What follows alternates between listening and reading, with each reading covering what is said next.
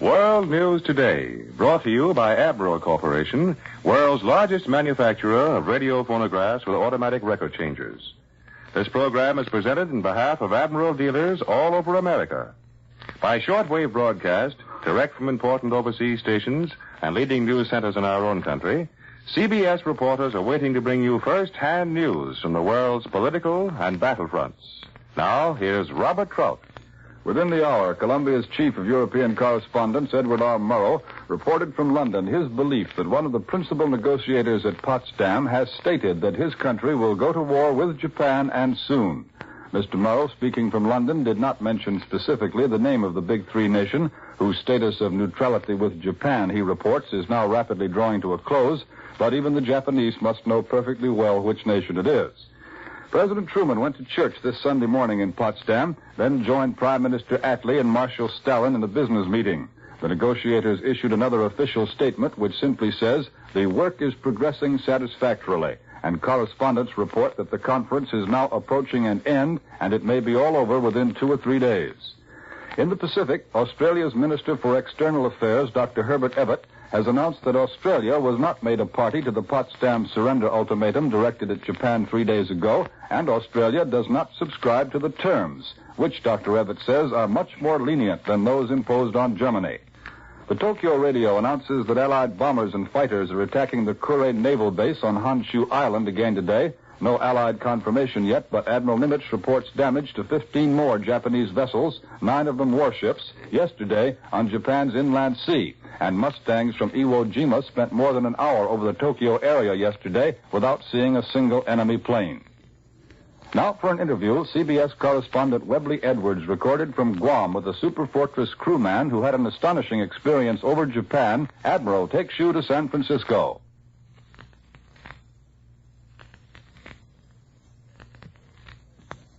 Back in his hometown of Wilkes-Barre, Pennsylvania, young Bernard Endler used to study geography at Hanover High School and wonder if he would ever visit those faraway places on the map.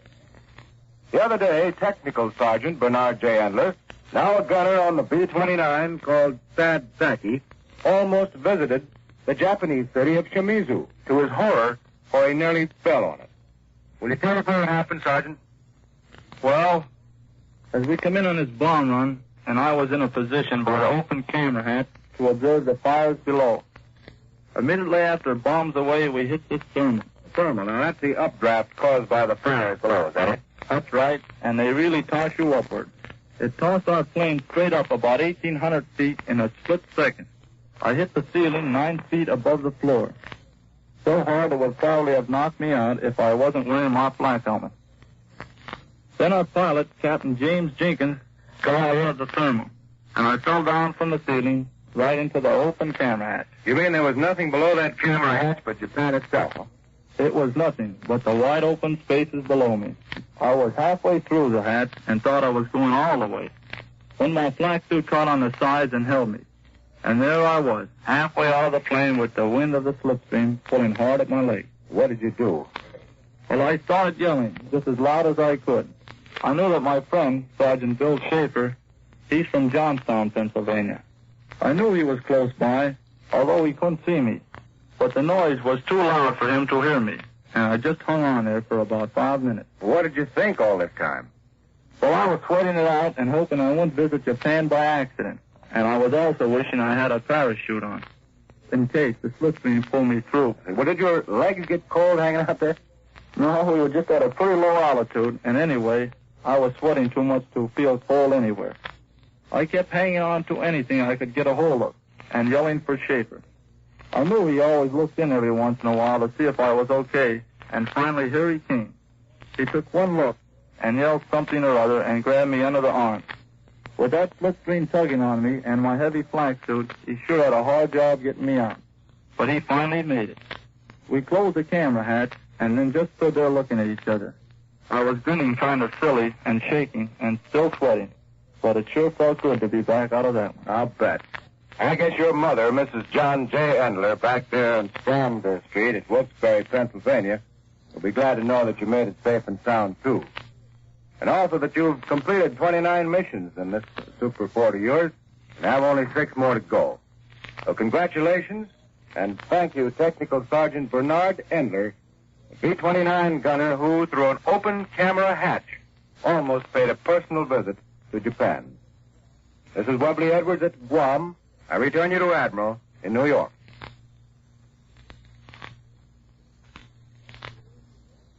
Next, a word from Warren Sweeney.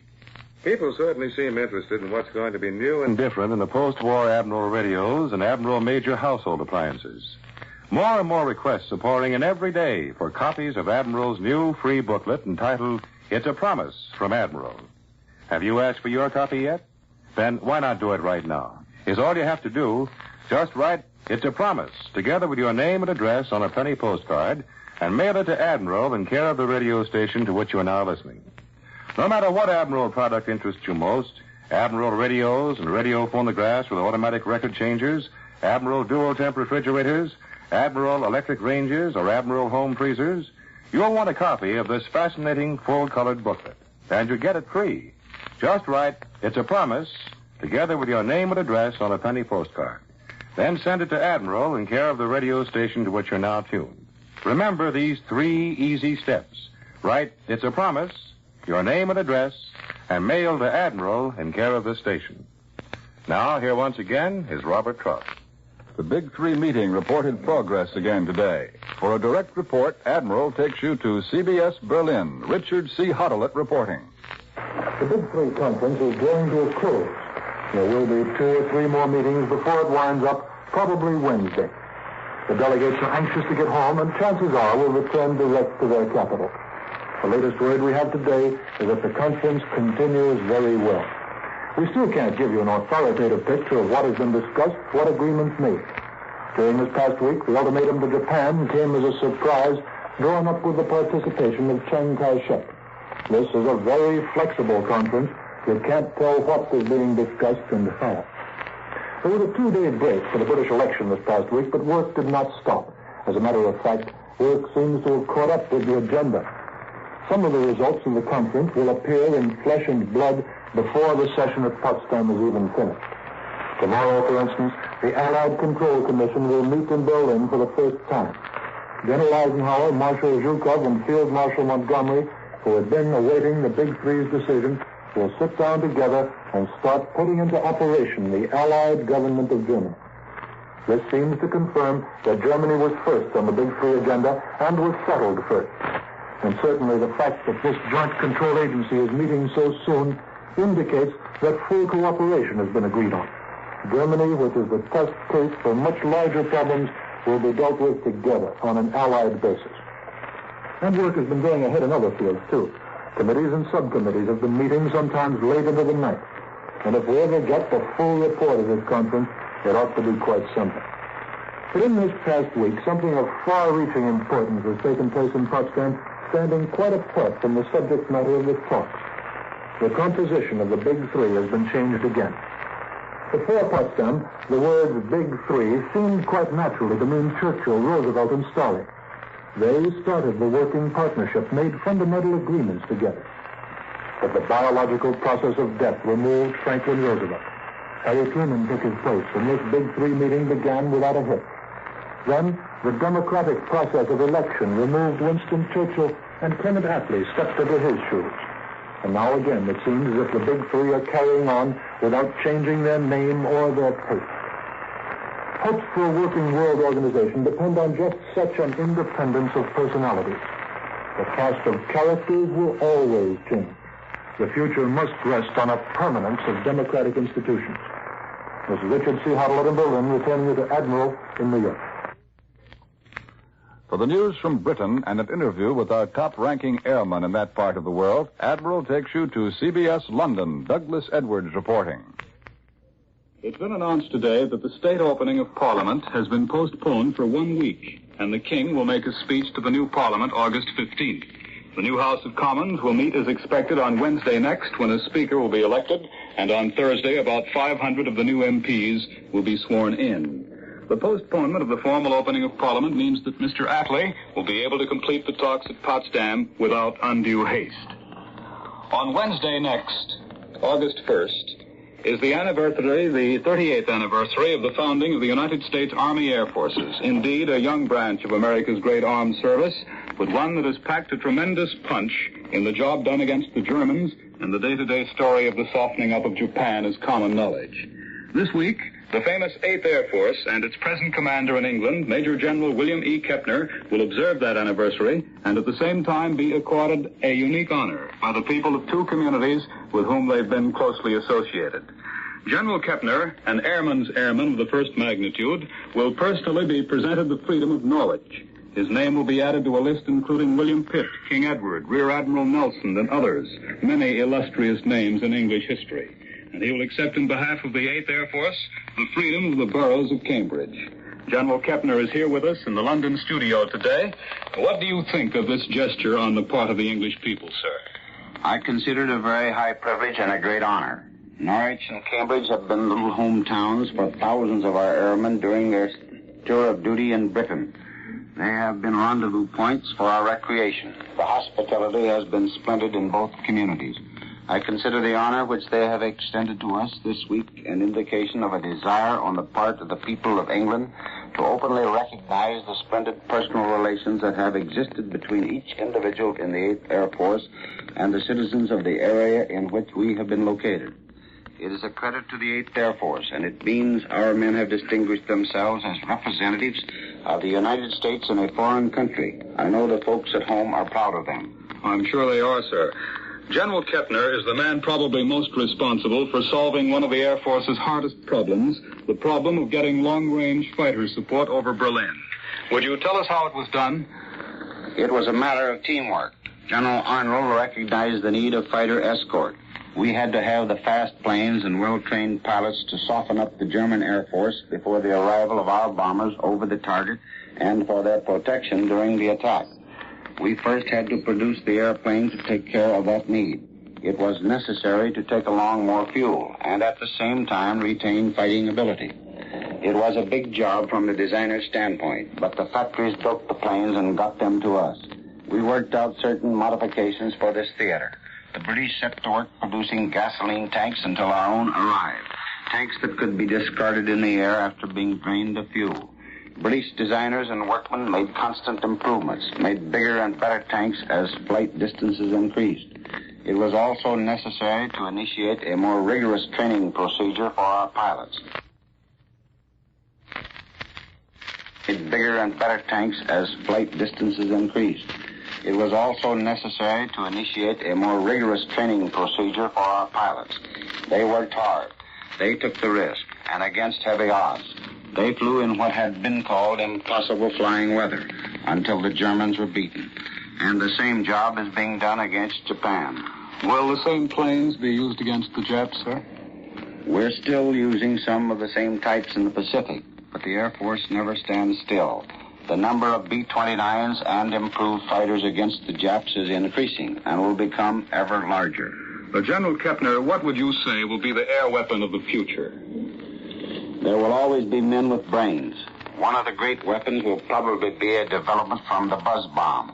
Guided, pilotless planes in great numbers which can be controlled even more than they are now, and which will carry tremendous destructive power. That's one of the many reasons why it is so vital we never have another war. Before we sign off, sir, would you please tell America what you told me about the men of the American Air Forces just before we went on the air? I like them. They're wonderful men. I would be proud to have any one of them as my own son. Thank you, Major General William E. Kepner. We return you to Admiral in New York.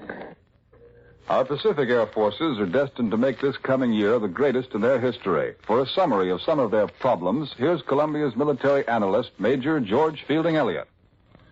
There's every evidence that the tide of American air power is rising rapidly in the Western Pacific. The very fact of the accomplishments of the 20th Air Force, operating only from the small islands of the Marianas, 1,300 miles from the Japanese mainland, gives us some forecast of what may now be done with the new bases on Okinawa, an island which is considerably larger than all our Marianas bases put together and less than half as far from Japan. Add to this the increase in operational force, which comes with the release of the 8th Air Force from the European theater of operations and its transfer to the Pacific, as you just heard General Kepner talking about from London, and the future for Japan begins to look very dark indeed. We should not allow ourselves to think in terms of a great tidal wave of air power suddenly overwhelming the Japanese and wiping them out. It will not be done that way. It is still a matter of hard work, of building bases, of ferrying tons and tons of supplies by plane and ship, overcoming each enemy opposition as it occurs, retraining crews for Pacific conditions. It's still 3 times the effort to maintain a single bomber operating against Japan as it was to maintain a single bomber operating against Germany. Our air power in the Pacific is growing step by step, and not in one sudden vast acceleration of violence. But the point is that it is growing, and that the enemy can do nothing whatever to retard its growth and very little to resist it. That's because the enemy no longer has any sea power. The remnants of his navy have found their grave in the inland sea under the hammering of our bombs. Because he has little of any air power, nothing more than some hoarded defensive squadrons which he seems to be holding out against the day of invasion. His industrial machine, smaller and less complex than the German, is being broken up little by little. He has left only the ground troops of his army, and it remains to be seen how well they will be able to defend him in the hour of final trial if his will to resist lasts until that hour comes. Now here again is Robert Trout. Next, the news from France. Admiral takes you to CBS Paris. Charles Collingwood reporting.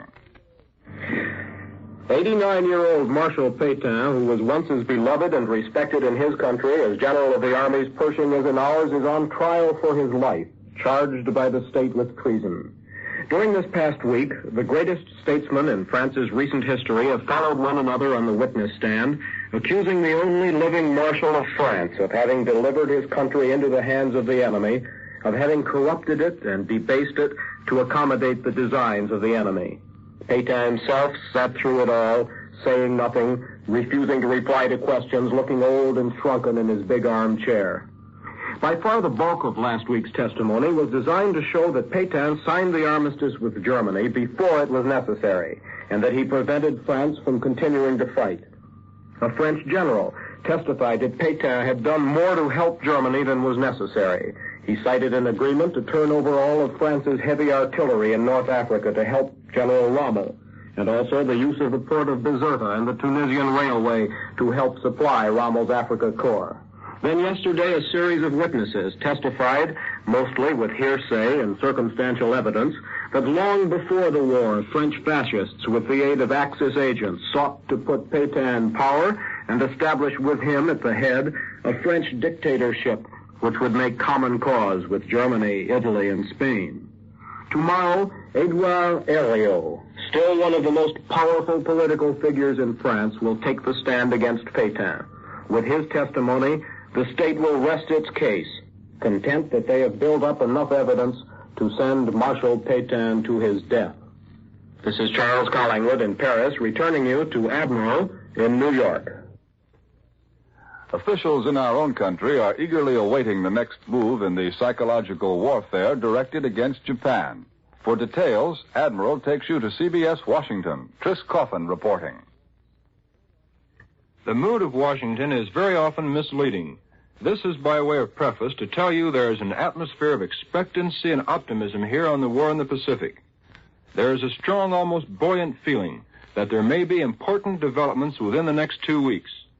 The Japanese protest that they cannot accept the Potsdam Proclamation are not regarded in Washington as final. Instead, the Far Eastern experts believe a reply will be received through the same indirect channels as the peace feelers which the Japs have been shooting out during the past 2 months. It is believed this reply will be a request for direct negotiations between the United States and Japan. The Japanese may renew their offer to surrender if the Allies do not invade or occupy the home islands. Incidentally, there is a united front in Washington against accepting any such proposals. Under-Secretary of State Joseph Grew assures me he is absolutely opposed to any negotiated peace. He says any report that he is for a soft peace is, in his words, absolute bunk.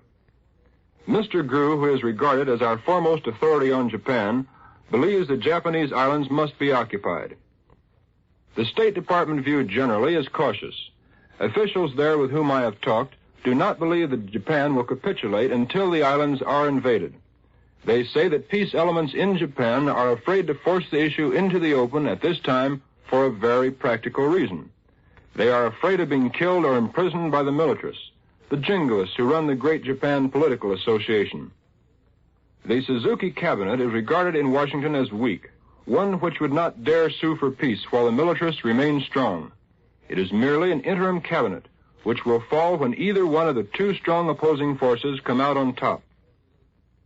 One member of the Senate Foreign Relations Committee today interpreted the Potsdam Statement to mean Japan has one last chance to surrender before Russia enters the war. He is Senator Walter George, who told reporters he assumes the Soviet knew in advance of the three-power ultimatum. With the passage of the United Nations Charter, there is a strong movement in the Senate to have that body represented at the final peace conference. I return you to Admiral in New York. Japanese Premier Suzuki's official rejection on behalf of the Japanese government of the Allied surrender ultimatum must surely have been expected by the statesmen who drew up the surrender demand at Potsdam.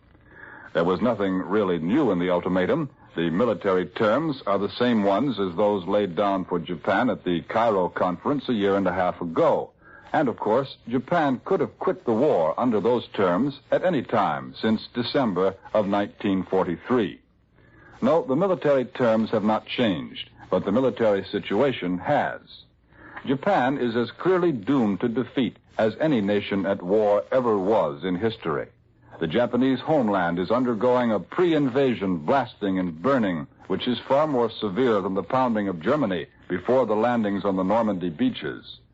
Plainly, neither Allied officials nor Japanese leaders can foresee any method by which Japan could win the war, now that Japan has lost the basic gamble on German victory. But what is not yet certain is whether the Japanese are convinced that they must submit to unconditional surrender, a surrender in which the Allies make all the terms and the Japanese make nothing but sounds of acceptance. They must, these enemy leaders, they must realize that the time is running short. In fact, there's plain evidence that they do. But there's no proof yet that they have abandoned hope of making a better deal, of inserting a few terms of their own in the surrender document, of saving something from the lost gamble with which to start again when the Allied world may have grown just a bit careless once more. Premier Suzuki's official rejection today proves nothing either way. Even if Japan were preparing to accept the ultimatum, even then, the present government of Japan could not be expected to be the group which would do the accepting. Almost certainly, the Japanese would feel it wise to create at least the outward appearance of a change of government, perhaps even some kind of make-believe revolution, which would bring forward a new set of Japanese officials to divert the blame for defeat from the men who have ruled Japan so long. All that is certain today is that the longer Japan waits, the greater will grow the Allied pressure from every direction and in every way, for the campaign to drive the enemy into surrender is only now gathering force. And now, once again, here is Warren Sweeney. A recent survey by a leading women's magazine showed that most people want a radio phonograph with a pull-out type of automatic record changer. And that's Admiral Slide-Away, the exclusive Admiral feature that makes loading and unloading the Admiral automatic record changer so easy. All you do is open the cabinet doors of your new Admiral, and the complete phonograph turntable and automatic record changer glides off in plain view, easy to reach. When you close the doors, the entire mechanism disappears. It's as simple as that with Admiral Slide-Away. The new Admiral automatic record changer, too, is going to surprise you with its simplicity of construction and operation. It will play 10 12-inch or 12 10-inch records in rapid continuity, and we mean rapid, for the Admiral changes records in just 5 seconds. No damage to your favorite records either with an Admiral, for it will not chip or break them. But you can see how foolproof the changer is and how easily Admiral Slide-Away works if you'll send for the free booklet titled It's a Promise from Admiral. Just write, It's a Promise, together with your name and address, and send it to Admiral in care of this radio station. I'll repeat that. Write, It's a Promise, your name and address, and mail to Admiral in care of this station. World News Today is brought to you each Sunday at this hour by Admiral Corporation, makers of Admiral Radio, America's Smart Set, and post-war makers of Admiral Dual Temp refrigerators, Admiral Home Freezers, Admiral Electric Ranges. Be sure to listen again next Sunday when Admiral brings you World News Today by shortwave, direct from leading news centers of the world. This is Warren Sweeney reporting coast to coast for Admiral. This is CBS, the Columbia Broadcasting System. World News Today, brought to you by Admiral Corporation, world's largest manufacturer of radio phonographs with automatic record changers. This program is presented in behalf of Admiral dealers all over America by shortwave broadcast, direct from important overseas stations and leading news centers in our own country. CBS reporters are waiting to bring you first-hand news from the world's political and battlefronts. Now, here's Robert Trout. It was exactly 192 weeks ago that the American people learned that war had come to the United States. At 2:30 Eastern Wartime on that Sunday afternoon of December 7th, 1941, the news came. The Japanese have attacked Pearl Harbor. And now it's 2:30 in the afternoon of a different Sunday, 3 years and 8 months later. Almost 4 years of work and struggle, of grief and failure, and later success. Nearly 4 years, and for all our principal allies, the ordeal has been longer still. The days that followed the news of that other Sunday were black and filled with peril. Perhaps the decision of victory or defeat was closer than many Americans yet realize. But it's been a long time now since the cause of the United Nations was desperate and the days were black. The recent months have been crowded with brilliant success as well as with pain for many. And the days that are to follow this Sunday, so different from that other December afternoon, represent the great opportunity which was bought at so high a price. Whether Sunday, August the 12th, 1945, is to be written into the records as the day the Second World War ended, we do not yet know. All the world outside Japan still waits to learn the enemy's decision. The suspense is caused not by doubt of the answer, which the Japanese must almost certainly make, but by the uncertainty of the time and the method which the Japanese will choose to announce their final renunciation of the evil ambition which has led the world through the paths of misery and has led Japan at last to ruin. In Washington, President Truman reached his office in the White House before 8:30 in the morning. The correspondents have waited impatiently since then for some announcement, but none has come. In England, Prime Minister Attlee left his country home to return to London today and is now at number 10 Downing Street, but the reporters in Britain also are waiting in the same state of suppressed excitement that has gripped their colleagues in Washington since breakfast time. It was news today when Secretary of State James Burns entered his office saying nothing. It was news when Secretary Burns left his office 2 hours ago and went home for lunch. The fact that no one in the Swiss legation had any definite appointment with anyone in the State Department would not be worth mentioning on an ordinary day, but on this day, that too was news and was duly reported. The waiting world learned through the dragging hours of the morning and early afternoon that the statesmen were also waiting, and while waiting, were not talking. In Moscow, Premier Stalin climbed to the top of Lenin's tomb with his guest, General Eisenhower, and for 2 hours, the two men reviewed 25,000 Russian athletes who marched through Red Square in the first such parade since 1940. From Chongqing, there was little information of Chiang Kai-shek's activities, merely a report that the Generalissimo is considering heading the Chinese delegation, which will accept a Japanese surrender when it comes. From Japan, there were various reports. The Japanese transmitters are working as usual. They're broadcasting a few claims of Allied ships they say they have sunk off Okinawa, and a few admissions of the failure of the Japanese Kwangtung Army, whose formidable reputation is being torn to shreds by the Red Banner armies of Russia, which are grinding deeper into Manchuria. The editorials of the Tokyo Sunday newspapers did not speak directly of surrender. So far, the Japanese people have not been informed by either radio or newspaper that total defeat is near. But today's Tokyo papers spoke gloomily of the war. In vague terms, the editorials appealed for absolute obedience to the emperor and urged the Japanese people, above all, to retain their unity in order to achieve their goal someday in the future. It all sounded very familiar. 3 months ago, the German newspapers, the German officials, were using the same words, appealing to the German people to remain united during the crisis in order to fight and win another day. And so, the waiting goes on. And now our first switch abroad. For a report from Fleet and Superfortress headquarters, Admiral takes you to CBS Guam, Webley Edwards reporting.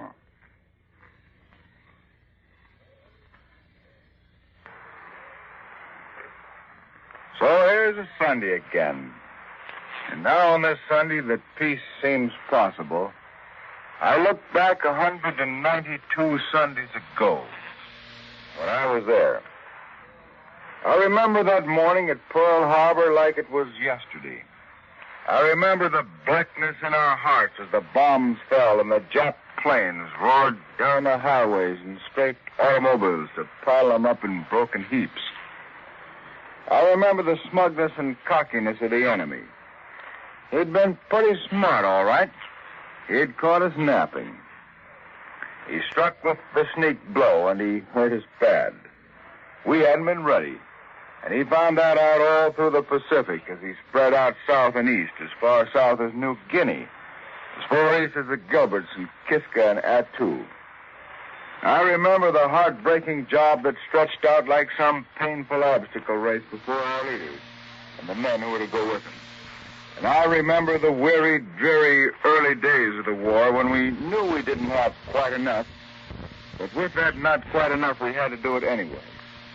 And then the fight back across the Pacific, while priority was given, and wisely we see now, to the war in Europe. Back across the mountains of New Guinea and painfully up its coast, the early carrier strikes at the outer fringe of Jap Islands. Then the Solomons, Guadalcanal, and Tulagi, and the rest. And then one day, Tarawa, the spearhead into the outer armor of Japan, and the big push was on. Well, that morning at Pearl Harbor seems like yesterday. It's been a long, hard trail back across this Pacific Ocean. There are plenty of white crosses on the way, countless hours spent by lonely, weary men whose aim in life was to work at their jobs and live with their families.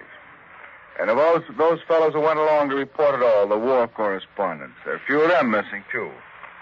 Jack Singer on the carrier, Ace Bush from the Bombed Lady, Bill Chickering on the warship at Lingayen, and Damien Ferrer in the dusty heat of Peleliu, and Ernie Pyle along the roadside of Hiroshima by Okinawa.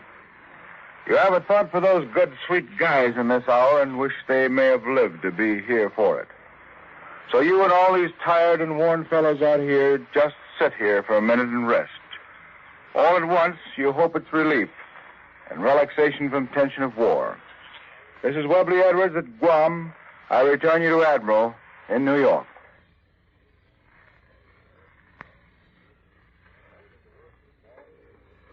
Next, a word from Warren Sweeney. If you want good looks in your next radio or radio phonograph, you'll certainly appreciate the luxurious beauty of the post-war Admiral cabinets. From the least expensive Admiral table model to the finest radio phonograph with automatic record changer, the traditional beauty of Admiral cabinets will add charm to any room in your home. Admiral will give you modern designs in plastics and fine woods, and there'll be authentic period reproductions to complement your individual furniture styling. There'll be new beauty of tone, too, in your post-war Admiral, new high-fidelity performance to make your listening pleasure complete. There'll be new Admiral electronic refinements in AM, FM, and shortwave reception, plus the famous Admiral automatic record changer that will change records in 5 seconds. So for graceful cabinet beauty and styling, for clear, natural reception, for fine record reproduction and smooth, fast record changing, choose an Admiral, America's smart set. Now, here once again is Robert Trout. The White House has told us that an American will be appointed to the position of Supreme Allied Commander in the Pacific. To discuss this, here is Major George Fielding Elliott. As we wait for news of the Japanese decision, we have a good many uncertainties. We know, for example, that the Japanese surrender must be made to the Supreme Commander of the Allied Forces. We know this officer will be an American, but we don't know who he will be. The weight of informed opinion in Washington tends to the belief that the choice will fall on General of the Army Douglas MacArthur. He's the senior American officer in the Pacific by reason of the position assigned him on the list of 5-star generals and admirals, though Fleet Admiral Nimitz also has 5 stars. General MacArthur is the commander of all American Army forces in the Pacific, and the occupation of conquered territory is a job for an Army and not for a Navy. General MacArthur has had longer service in the Pacific than any other American officer now serving there, and is probably better known to our allies. He seems to be favored by most of the comment received from British sources. He served in Australia and is well known to the government and people of that country, so deeply concerned in the decisions now being taken. His brilliant campaigns, fighting his way upwards from New Guinea to the Admiralty Islands, to the Pilus, and then on to the liberation of the Philippines, entitle him to great consideration. But there are some observers in Washington who take the view that on the basis of present accomplishments, the Navy is entitled to the great honor of receiving the surrender of the Japanese emperor. These observers point out that no invasion of Japan has as yet taken place, that up to that point, the Navy has had to do the lion's share of the hard work and a great deal of the fighting, especially if we include the work of the Marines, that MacArthur's troops would never have moved from one point to another and wouldn't be in the Philippines today if it were not for the Navy, which brought them there, put them ashore, and protected their lines of supply. These observers point to the great naval battles of Midway, the Santa Cruz Islands, Guadalcanal, and the two battles of the Philippines. They point to the work of the Marines at Guadalcanal, Tarawa, Pilalu, Saipan, and Iwo Jima. They consider the work of the carrier aircraft of the fleet in giving the original tactical air support to all our landings. They say that MacArthur's big job was the actual invasion of Japan, but since that has not happened, a surrender at this time should be made to a naval officer, obviously to Fleet Admiral Chester W. Nimitz. But the most recent advices from Washington suggest that this view will not prevail and that General MacArthur will have the assignment. If this decision is made, there's no way to tell whether it will or not adversely affect Admiral Halsey's prospect of riding the Emperor's white horse. Now here again is Robert Trout. Japanese troops in China, perhaps a total of 500,000, face a giant trap today. Tokyo reports that Russian forces have opened a massive new drive into Manchuria that threatens to split the enemy troops in Asia into two huge pockets. The command headquarters of the Japanese Kwangtung Army in Manchuria says that Soviet troops striking from outer Mongolia across Chinese Inner Mongolia are now driving toward the Yellow Sea northwest of Beiping, which is the ancient capital of China. The Red Army drive threatened to isolate China from Manchuria by tearing a gap in the once vaunted Tokyo to Singapore express communication line supplying enemy troops in the Asiatic mainland. This drive, if successful, would cut into two pockets the million Japanese troops in China or Manchuria. The Chinese people have already celebrated the unofficial victory. For a report from our correspondent in China, Admiral takes you to Chongqing, Don Pryor reporting.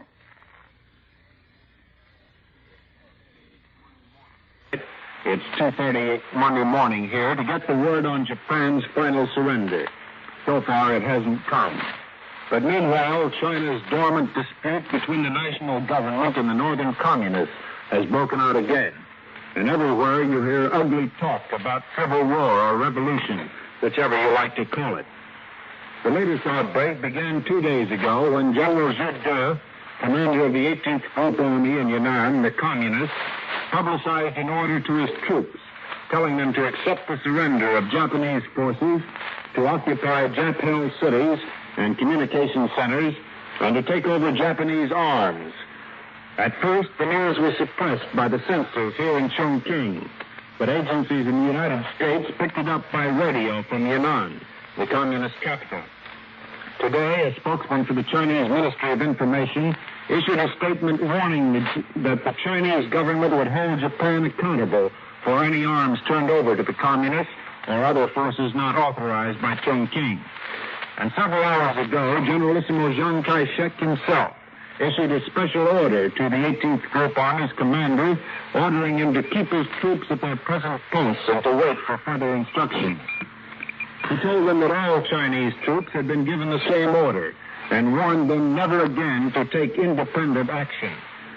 The Generalissimo used the word warned in his order to the communist generals, so presumably he was prepared to back it up with force if necessary.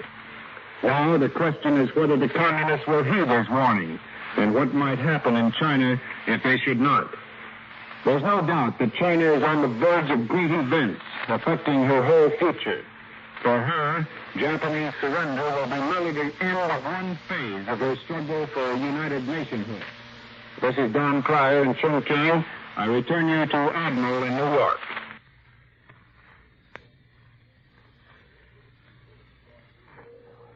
The British people have been going through the same waiting period that we've experienced in this country. For a report on what Britain is thinking and doing, Admiral takes you now to CBS London. There has been no announcement yet in London. For hours now, we've been expecting one practically any moment. But there's been complete silence. We don't know what the delay is, or even whether there is a specific delay. But when the announcement comes, the effect in Britain will be tremendous. I don't think that there'll be much spectacular enthusiasm through the country. Britain blew its top on German Victory Day for the end of a campaign that was more intimate and more dramatic to it. But when word comes of the end of World War II, it will strike a note of deep thanksgiving in every heart. It'll mean the end of almost 6 years of death and worry that have not missed a single family. Out in the Pacific right now, Britain has large forces of her fleet. More and more of her air forces there or on the way. Hundreds of thousands of troops are in India and Southeast Asia. They will be safe. In Japanese hands, there are still about 140,000 British military and civilian prisoners. They were caught up in the tidal wave of war in 1942 when it seemed the entire empire would crumble. And Britain prays they will be safe. And the best of all, most of them will return, because the task of occupying Japan and Manchuria will fall mainly to Russia and China and the United States. In Britain, conversion from war to peace production and war to peacetime living can really get going. As everywhere else, it'll bring great social and economic changes because the discipline of war will be relaxed. There'll be a widespread demand that the problems of peace be tackled as vigorously and uncompromisingly as the crises of war. The fact that the war is ending now and not months later may be a blessing to the people of all of Europe. A winter of starvation and death is threatening. Ships needed to bring food and supplies have been frozen for war needs in the Pacific. If the war ends, they can be released. Trucks and cars still in Europe, earmarked for shipment to the Pacific, can be released too for civilian needs and immediately. This continent, saturated with death and trouble, prays that the gifts of peace will quickly follow its declaration. This is Richard C. Hottelet in London, returning you to Admiral in New York. Washington has been the scene of reports and rumors through the night and morning. One of our correspondents has been waiting in the White House for some indication of when we may expect the Japanese reply. For his report, Admiral takes you now to the CBS mobile transmitter on the White House grounds. Tris Coffin reporting. Up to the time I left the press room a moment ago, there was no evidence that a Japanese reply has been received in Washington. However, the White House is expecting a decisive break. We will all be told the full story when it comes. Most of the correspondents here believe Mr. Truman will personally announce the end of the war when it comes and speak to the world over the radio. President Truman arrived at his desk at 7:45 this morning and has been there ever since. He missed his customary Sunday visit to church so that he might be on hand if important news should come from Japan. One drowsy White House secretary called the telephone operator here just before 8 o'clock. He asked what was happening. The telephone girl reported cheerfully, "Nothing. Mr. Truman is at work as usual." Together with some 100 or more Washington correspondents, who by this time are both sleepy and hungry, I have been keeping a watch on the White House since early morning. The President's staff began assembling after 8. Admiral Leahy, the President's Chief of Staff, Judge Samuel Rosenman, the man who helps write important White House documents, Matt Connolly, the Presidential Secretary, fatherly White House Assistant Bill Hassett, and the rest. Secretary of State James F. Burns came to work at 10:15, driving his own car. He has not been to the White House. Tension and rumor ebbs and flows like the beating of a giant heart. Is the war over? You can get 8 different answers in whispered conversations with 8 different people. Have the Japs answered Secretary Burns' statement? Yes and no, depending on whom you talk. But all the weight of evidence here suggests that the Japanese have not replied to Washington. White House spokesmen are keeping their lips buttoned, and you can hardly blame them. Their very inflections are reported and commented on. They see and hear themselves quoted glibly, to their surprise, on practically every subject. But this always happens when a lot of impatient reporters are waiting for a big story to break. It was the same story on the VE Day death watch. One of the correspondents tried an experiment. In a loud voice, he said he had heard that the Mikado had committed suicide. An hour later, the rumor had traveled through the White House to the outside. His office called him to check on the rumors. But the press room now is a little calmer than it was this morning. The phones are not ringing all the time, just half the time. The correspondents are not racing and skidding across the floor. they've slowed down to a fast walk. The only people who seem to have any faith that the war is over are the curious Sunday crowds in Lafayette Square. The people are sitting on the lawn or crowding around the transmitter. Yesterday at this time, the atmosphere in the White House was different than it is now. Then everyone was confident that the Japs would accept Mr. Burns' ultimatum. Now we are not all quite so sure. You might reason it out this way.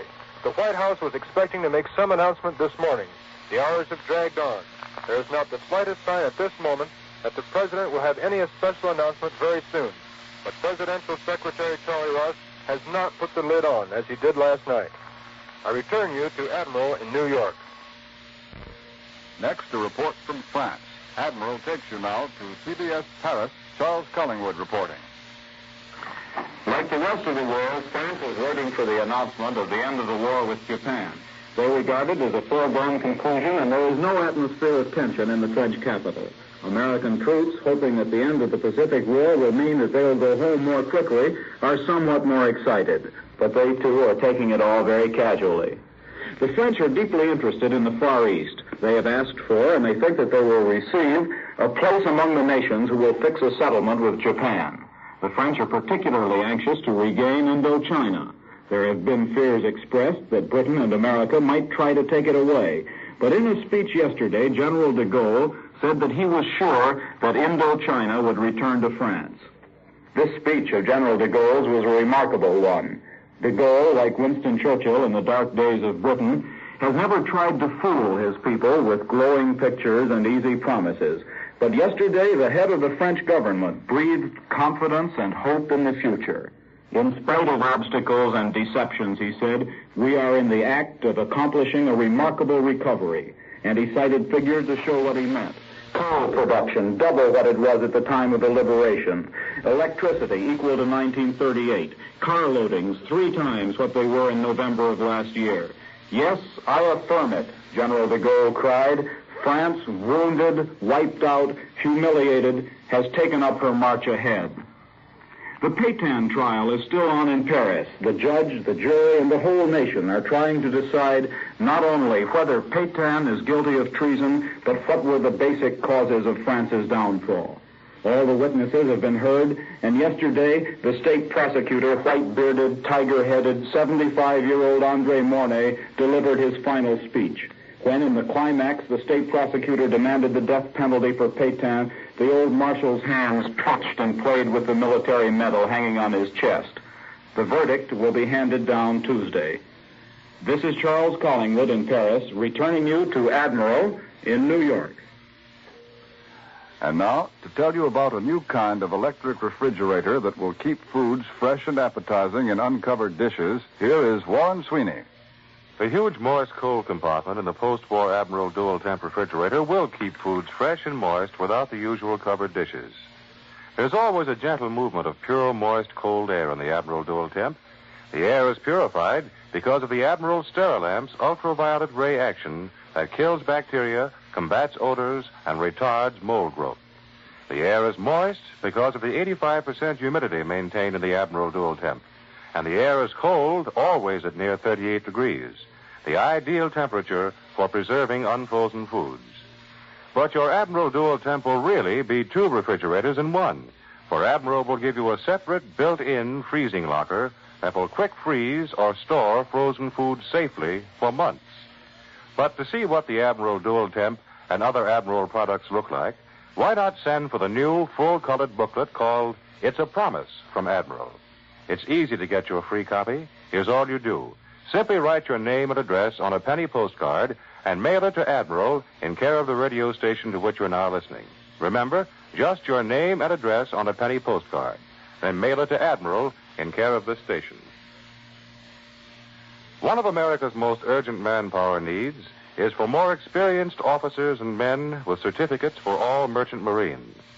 Even with the war in the Pacific about over, the task of supplying and bringing home our men still lies before us. America has the ships, but she still needs the men to man them. If you have the experience needed to serve your country in this emergency, apply at once by wiring Collect, Merchant Marine, Washington, D.C.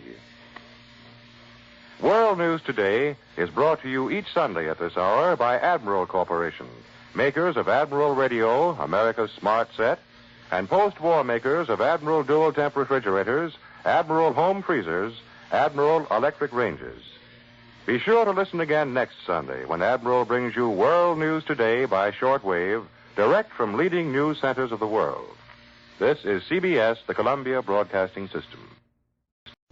World News Today, brought to you by Admiral Corporation, world's largest manufacturer of radio phonographs with automatic record changers. This program is presented in behalf of Admiral dealers all over America. By shortwave broadcast direct from important overseas stations and leading news centers in our own country, CBS reporters are waiting to bring you first-hand news from the world's political and battlefronts. Now, here's Robert Trout. President Truman is leading the nation in giving thanks for the victory. While Americans all over the country observe the day of prayer, each according to his custom, special services were conducted in the East Room of the White House by the chiefs of chaplains of the Army and Navy.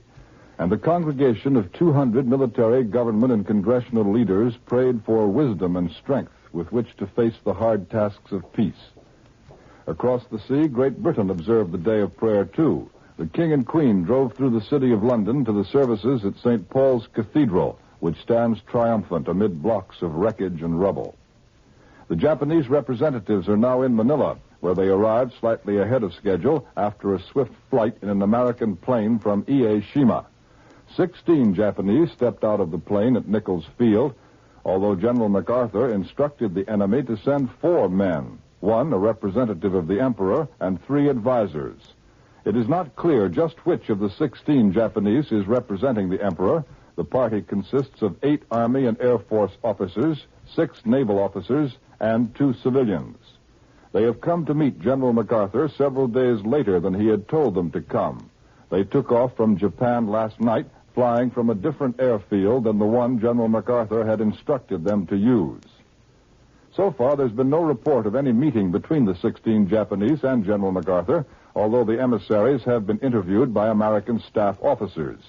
It is to be expected that when the Supreme Allied Commander at last comes face to face with the representatives of the enemy, he will put an end, as far as he is able, to the farce of Japanese delay, postponement, and deliberate misunderstanding of instructions. But there is a limit to General MacArthur's power. This morning, the military correspondent of the New York Times, Hanson Baldwin, points out that the general is at least mildly handicapped. Mr. Baldwin says that General MacArthur exhibited too much patience at the beginning. But the fact is, before Japan has actually surrendered, the United States has been psychologically disarmed behind the general's back. And, he says, America's rushing pell-mell into peace and beginning reconversion and demobilization even before the Japanese have been disarmed must have caused delight in Tokyo. A bit later, we shall hear more details of the surrender meeting from our Columbia correspondent in Manila. Meanwhile, it may be worth pointing out once again that Japan has not yet surrendered. Technically, the situation is as it was last Tuesday evening, when the President and the Prime Minister announced that Japan had agreed to accept surrender under the terms of the Potsdam Ultimatum. There will be no surrender during this meeting at Manila. It is not yet known where or when the surrender will take place. To arrange those details is the purpose of the Manila meeting, and it is likely to be some days yet before the Japanese sign the document which will formally end the war. What is perfectly clear is that in these days preceding the surrender, Japan is energetically jockeying for position in the post-war world. Broadcasts and dispatches from Tokyo, hour after hour during these strange days, tell of the methods by which Japan is organizing for the days to come, using this time to make ready for the trial of occupation.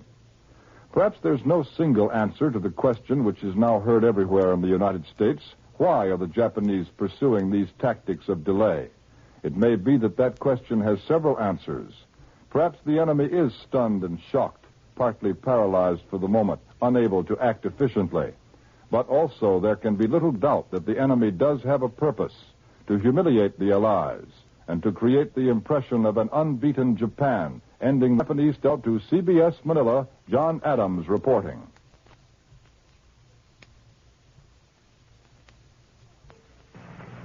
Three hours after Japan's peace emissaries landed at Nichols Field, they met with members of General MacArthur's staff to provide and receive information to facilitate the entry of the Supreme Commander and his accompanying forces into Japan.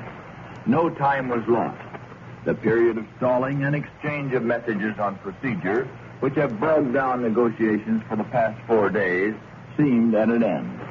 At 9 p.m. tonight, 14 hours after they left Tokyo, Lieutenant General Takashiro Kawabe, Vice Chief of the Imperial General Staff, and members of his surrender party were ushered into the offices of Lieutenant General Richard K. Sutherland, MacArthur's Chief of Staff, and offered their credentials. 5 minutes later, they filed up to the third-floor office of Major General Stephen J. Chamberlain, Assistant Chief of Staff, G3, took seats at a long black table opposite U.S. Army and Navy representatives, and were directed to provide the necessary information. Just what that information is has not been disclosed by the Supreme Commander, but tonight, much of that information is already in the hands of General MacArthur's staff, and plans are no doubt being rushed to conclude the discussions and get on to the next step, the return of the Jap envoys to Tokyo, and the final preparations for the formal signing of the surrender documents, which should take place before the end of the week, either in Tokyo or Tokyo Bay. For the past several days, American and Allied officials have been gathering in Manila, representatives of the Australian Army, Lord Mountbatten's staff, the Chinese government, the U.S. military mission, and at this moment, various Russian military leaders are expected in the first direct flight from Vladivostok to Manila via Ieshima or Okinawa. They, like General MacArthur and his staff, and some 10 million GIs that are still in uniform, are getting impatient and wondering just how soon the surrender will be official, and we can get into the post-war phase of occupation. Some feel we have lost much valuable time already these past 10 days, since Hirohito's initial offer of surrender. The delays, they feel, represent a political victory for the Japs, or at least for Hirohito. They have had 10 days to condition their people and soften the sting and stigma of defeat. They have been able to figure out their own post-war policy. They have had a chance to burn their papers and to hide their gold and treasures and looted wealth. This is John Adams in Manila. I return you to CBS. Out at Admiral Nimitz headquarters today, the men who plan amphibious operations are getting set for a peacetime landing on Japan. A Columbia correspondent has recorded the scene on Guam, and for his report, here is Bill Downs. We're sweating out another D-Day here in the Pacific, the most peculiar D-Day of the whole war. This occupation move on Japan has taken on all the aspects of a full-scale combat landing. The men are keyed up, the convoys are on the move, and more are assembling. The Air Force is waiting to play its role in the show. Tempers are getting short, and the usual D-Day restlessness is in evidence everywhere. There are many things that make this peacetime D-Day like many others that have happened before the peace was on. In the first place, there's the uncertainty. No one knows exactly what is going to happen. And it's the same old story of being crowded onto a ship. Only this time, there are not quite the same number of anxiety complexes in evidence. And the men know that when they get to their destinations in Japan, that the living probably will be the same tough field conditions that they've had all through the Pacific campaign. I've talked with a number of men slated for the occupation of Japan, and next to the primary question of whether they're going to be shot at or not, there's the question of what they're going to do when they get there. And if you know a soldier's mind, you'll know what I mean. Yeah, that's right, fraternization. I saw the non-fraternization policy fail in Germany. From completely unofficial sources, I understand that a similar non-fraternization policy is contemplated for Japan. But there is a difference. No GI is going to fraternize with a little lotus blossom when lotus blossom might have a knife in her hand. And the GIs know that the fanaticism of the Jap from a way back. But a soldier is still a soldier, and an American soldier, believe me, is even more so. Sooner or later, there very definitely will be a fraternization problem in Japan. The people of Japan are getting desperately hungry. The American Army will have more food per man than the Jap ration ever contained in the best of times. The GI is naturally a friendly animal, and he's going to come to like the children of Japan, and nothing can stop that. In other words, the American soldier is a human being. He's going to suffer when he sees suffering, and he's going to sympathize with any people in distress. He's also going to remember the Jap atrocities and the pal that was killed on one of these island campaigns, and he's going to be a frustrated person for a while. But in the end, the GI is going to be a human being, and when he lives with the suffering that Japan has brought upon herself, he's going to feel sorry. There's nothing that can be done about that either. That was Bill Downs on Guam. We return you now to Admiral in New York.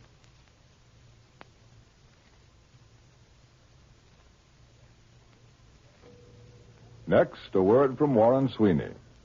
Admiral Corporation adds its voice to the prayer of thanksgiving going up to an almighty providence all over the nation today.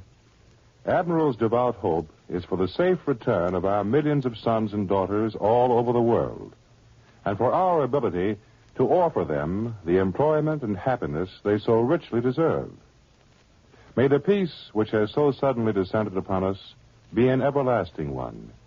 May the post-war world, of which we have dreamed so long, and to which we have now emerged, be one of peace and prosperity for every race, color, and creed.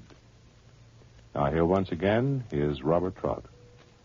In Washington today, President Truman attended special prayer services.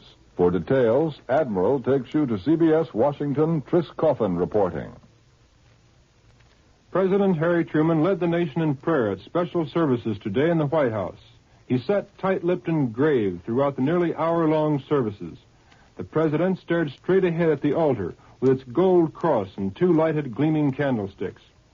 Shafts of sunlight came through the long windows, flashed on the sparkling chandeliers, and glanced off the cross. The faces in this room, the famous East Room, are known to the world.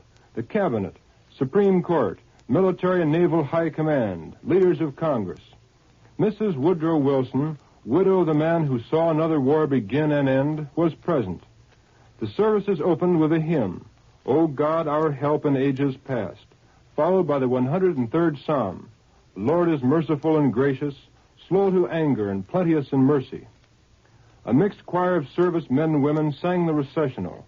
The soloist, a slender red-haired wack, sang, Lord God of hosts, be with us yet, in a high, tender voice. Through the strange chemistry of emotion, all of us in that room, great and small, were united in humility and faith and hope. The chaplain read the litany of thanksgiving for the lives in every land that have been preserved for thy service, among ourselves and among our enemies. Then the voices welled up, we thank thee, O God. In that chorus were the tones of a president and a Marine private and a justice of the Supreme Court. The chaplain went on. For the countless acts of service performed by men, women, and children who without thought of fame or reward have helped their fellow men. And again, we thank thee, O Lord. The chaplain facing the altar began his prayer, and his words filled the room. We bow our heads to give thee thanks for giving us the means to subdue evil. Remember all those who have suffered. Restore the oppressed. Heal the wounded. May we be worthy of their sacrifices. Grant us the courage for peace and brotherhood. Bring dignity and worth to every member of the human race. Put away hatred. Grant all equal opportunity. Give us courage for peace.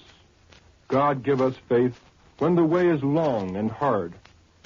President Truman sat lost in his thoughts. He was perfectly still, a dignified, gray-haired man with a firm chin. Sitting quietly and humbly in the back row was General of the Army George Marshall. He sat motionless. The closing hymn was America. Every voice joined prayerfully, Long may our land be bright. I return you to Admiral in New York. Now for the news from Great Britain. Admiral takes you to London. Charles Collingwood reporting. On this Sunday, Britain observed a nationwide day of prayer and thanksgiving for victory. All over the country, people went to church to worship on the first Sunday of peace in almost 6 years. To London's great cathedral of St. Paul, miraculously spared in the Blitz, went the king and queen and the princesses. The royal carriage, drawn by white horses, made its way through London streets to the cathedral. The cheering crowds were officially admonished not to throw paper from windows, since the royal horses, although trained for crowds, were not used to the new American method of celebrating by throwing pieces of paper. At the cathedral, the royal party were greeted by the Lord Mayor in his robes, and to a fanfare from silver trumpets, they entered the cathedral with the Archbishop of Canterbury. To the crowds outside who had just voted a socialist government into office, the age-old ceremony was strangely satisfying. The war had been won, and England was still England. The British are looking with considerable envy at what appears to them to be the United States' rapid transition from war to peace conditions. While gasoline is taken off the ration in America, the British are granted another gallon a month. While America talks of ending meat rationing, British food rations take a further cut. As America predicts the end of rationing for shoes, the British are told their clothing ration will be still further pared. There's nothing new in this continuance of controls. If Churchill's government had stayed in office, they would have done much the same thing. And people were pretty much reconciled to it and said to themselves that Britain being a small group of islands and all that, they could see how it was the best way. But now that the war is actually over, and other countries, particularly America, are bursting the bonds of wartime restrictions, the British are beginning to get a little restive. They probably have more self-control than most people, but they like a good meal as well as anybody else, and they don't object to taking the car out of the garage and going for a drive. This natural sentiment is, of course, jumped on by the conservative press, which is most of the press in Britain, and there are many dire forebodings in the papers of Lord Beaverbrook and the other press lords. Controls which stay too long, says Beaverbrook's Daily Express darkly, breed corruption in high more nations than any other of the victorious nations except Russia. This is Charles Collingwood in London, returning you to Admiral in New York. The Chinese capital, and indeed all the Allies, received the good news today that Lieutenant General Wainwright and other prisoners of the Japs have been liberated. For details, Admiral takes you to Chungking. Don Pryor reporting.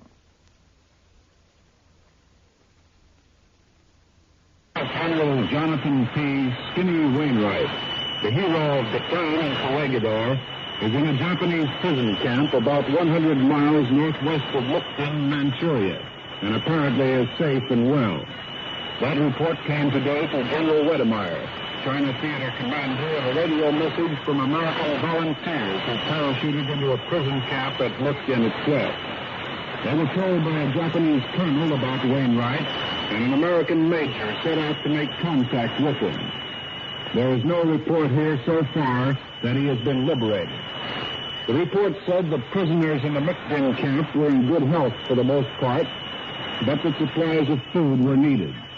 General Wedemeyer said that Wainwright would be evacuated by air and probably would be in Chungking within a day or two. The news about General Wainwright resulted from one phase of a vast rescue operation extending from Korea and Manchuria to Indochina. Already, volunteer doctors, signal corps men, and supplies have been parachuted to arrive prisoners of war and civilian internees in 4 camps: in Korea, in Manchuria, at Huaixin in northeastern China, and at Peiping. Out of 1,673 in the Mukden camp, 1,321 are American, and the camp leader is Major General G.M. Parker, an American. The report said that only 34 prisoners are in the camp where General Wainwright was located, at Xi'an, and only 8 of those are American. The Japanese colonel in charge of both camps apparently gave the Americans detailed information. At Huaixin, Chinese troops there said are on guard in the area nearby while Japanese control the prison wall. Taiping, the Japanese general in command, claimed that since the war was not yet over officially, he would have to get permission from Nanking before permitting the Americans to see the prisoners. Meanwhile, they were allowed to send in cigarettes and supplies and to radio back to headquarters here. Hospital ships, meanwhile, have been asked to put in at Chinese ports to help evacuate the live prisoners as they are brought out by plane. There are about 20,000 war prisoners and 15,000 Occidental internees in the China theater. This is Don Pryor in Chongqing. I return you to Admiral. The treacherous attack that drove us into war, and also to avenge Pearl Harbor. Pearl Harbor, the first American soil to feel the treachery of the enemy, had been skeptical of all peace talk. The people here had memories running back to that December morning. They wouldn't believe the rumors until the official word was flashed. And when the president announced the enemy had surrendered at last, everybody went completely wild. From the highest-ranking admiral to the seaman second class, the Navy let off long pent-up steam. Whistles on the huge great battleships and carriers keynoted the impromptu celebration, and sailors and waves dashed about singing, shouting, making as much noise as they could. At night, the ships lighted up. Pearl Harbor on the night of the Japanese surrender was an unforgettable year. You run into suntan Navy men who keep saying, well, now maybe we'll get home for Christmas. It wasn't like that before. The people here counted on a long, bloody struggle to last many more months before they could start thinking of civilian life again. They remembered Pearl Harbor. They recalled vividly the destruction poured from the skies that Sunday morning, and the years necessary since to cure this ailing giant naval base. The picture has changed. Pearl Harbor, fully recovered from that disastrous morning, is more powerful than ever. It is rebuilt, expanded, enlarged. It has directed the attack against the enemy to final victory. No wonder the people here have only now begun talking eagerly about home, their families, about taking up where they left over yet. Shooting and the dying may have stopped, but the Navy's countless problems of service and supply continue. That was Morton Stone at Pearl Harbor. We return you to Admiral in New York.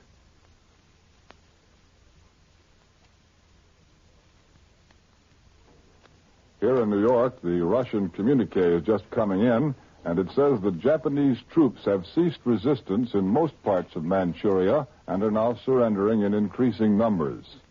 Tonight's communique says that more than 55,000 Japanese troops were herded into Russian prisoner of war camps today. Previously, the Russians had announced some 25,000 enemy troops had given up in Manchuria.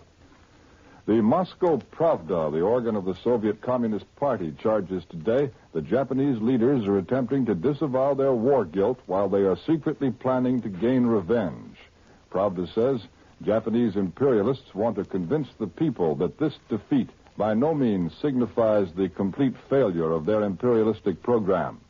Furthermore, Japanese ruling circles attempt to exploit a situation for the consolidation of the reactionary moral and political foundations on which rests the entire edifice of Japanese imperialism. That's what Pravda says today. And now, here once again is Warren Sweeney. One of America's most urgent manpower needs is for more experienced officers and men with certificates for all merchant marine. Even with the war in the Pacific over, the task of supplying and bringing home our men still lies before us. America has the ships, but she still needs the men to man them. If you have experience needed to serve your country in this emergency, apply at once by wiring Collect, Merchant Marine, Washington, D.C. World News Today is brought to you each Sunday at this hour by Admiral Corporation, makers of Admiral Radio, America's smart set, and post-war makers of Admiral dual-temp refrigerators, Admiral home freezers, Admiral electric ranges. Be sure to listen again next Sunday when Admiral brings... World News Today, brought to you by Admiral Corporation, world's largest manufacturer of radio phonographs with automatic record changers. This program is presented in behalf of Admiral dealers all over America. By shortwave broadcast direct from important overseas stations and leading news centers in our own country, CBS reporters are waiting to bring you first-hand news from the world's political and battlefronts. Now, here's Robert Trout. Units of the United States fleet are in Sagame Bay, the body of water through which ships must pass to reach Tokyo Bay. From the place where these two bays join, the city limits of Tokyo are only 22 miles away. But there's no news yet on how far up Sagame Bay the American warships have steamed, nor is there word of how many ships or what types have detached themselves from the great fleet of 400 now standing off the coast to enter the inland waters of Japan. Columbia's correspondent, Gene Ryder, with the fleet, said about an hour ago it appeared the fleet would move into Tokyo Bay within a few hours. General MacArthur, the Supreme Allied Commander, is proceeding with plans that have been kept fluid. Changes can be made quickly in details without upsetting the basic arrangements for the occupation. We've already seen some changes due to weather, and it's possible that more may be necessary before the entire program has been carried out. The Japanese, perhaps because of their damaged communication facilities, seem to be having a hard time keeping up with the shifts in the timetable. Tokyo has notified headquarters in Manila that the Japanese vessel, which was supposed to meet the American fleet units and guide them through Sagame Bay, was not on hand at the scheduled time and place. According to Tokyo, the pilot vessel received the message that the occupation had been postponed for 48 hours, but did not receive the later message that the fleet units would enter Sagame Bay Sunday, Japanese time. Therefore, Tokyo says the Japanese vessel turned back.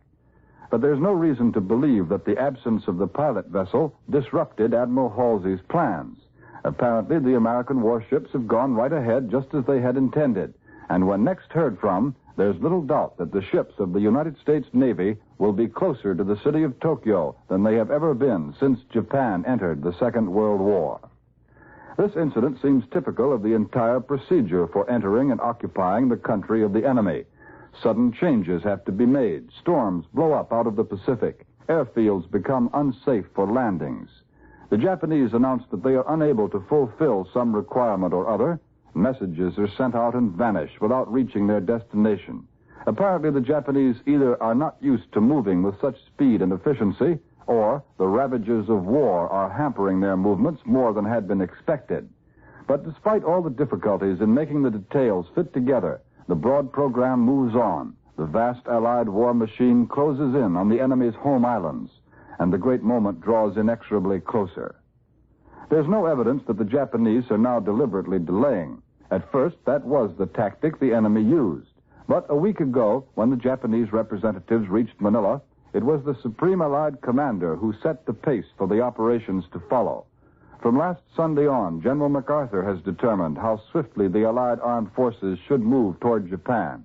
The timetable since then has depended on his judgment, taking into consideration such factors as the weather, the ability of the Japanese to carry out their instructions properly and promptly, and the complicated maneuvering necessary to bring the Allied troops and ships and planes at full strength into the Japanese homeland in a certain order. The Allied military commanders can be trusted to guard against Japanese treachery as the moment of signing the document approaches. But today the Russian publication Pravda warns the Allies of a different, more subtle treachery which can be guarded against by the Allied statesmen rather than the soldiers and sailors. Pravda says that Japan's ruling clique is trying to repeat the 1918 tactics of the German General Staff, shielding war criminals, preserving their staffs and their machinery. In other words, says the Moscow paper, they intend to prepare revenge. And now for our first switch abroad. For a report from General MacArthur's headquarters, Admiral takes you to CBS Manila, George Murad reporting.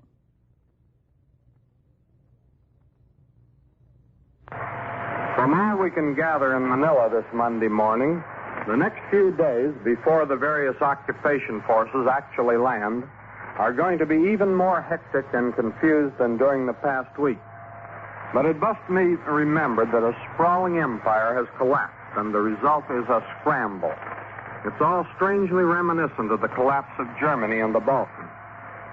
A few questions about who will administer the Far East and how seem to be getting a bit clearer. Hong Kong will be occupied by a British fleet, landing in the next couple of days.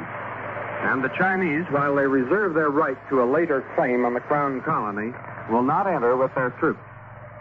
We've had a message from Shanghai saying that an advance group of Americans has arrived. Chinese troops are policing the city, and Allied prisoners of war have or shortly will be released. Many of these prisoners were moved up from Hong Kong. Japanese sentries are still standing guard in the settlement, but merely waiting to surrender. The report says Shanghai is almost untouched by war. That's extremely good news and almost unbelievable after one has looked at the shambles of Manila and considered what conditions in much-bombed Tokyo must be. It means that the Chinese will have at least one large industrial city and the most important port in the Orient with which to start rebuilding their nation. General Wiedemeyer says that American Army headquarters will be set up in Shanghai, which bodes well for continued Lend-Lease. America is also going to have some interest in what happens farther north. Although the Red Army is still fighting on Sakhalin Island, has occupied a considerable part of Korea, and is pushing deep into Manchuria, General MacArthur announced a few hours ago that the 24th United States Army Corps will land in Korea, south of 38 degrees north latitude. It thus appears that General Hodges' men will occupy approximately the southern half of Korea, perhaps at the port of Tianju and including the important city of Busan. This area lies in the same latitude as Weihaiwei, Shipu, and Qingdao, the former British and American naval bases in the Gulf of Chile. In these hectic days, there is reason for sober consideration about how the interests of the big four powers are going to be solved with reasonable justice. Some of the pessimists here believe in the absence of a clear assurance from Russia that the boundaries of the influence are going to be set by whose troops get where first. Some people feel, in view of the principal burden which Americans carried in this war, that we're being just a little shy now. Admiral Spruance told us yesterday that America would not seek to establish bases on the Asiatic coast, and probably not on Formosa, due to what he calls the danger of political involvement. This is George Murad in Manila. I return you now to Admiral in New York.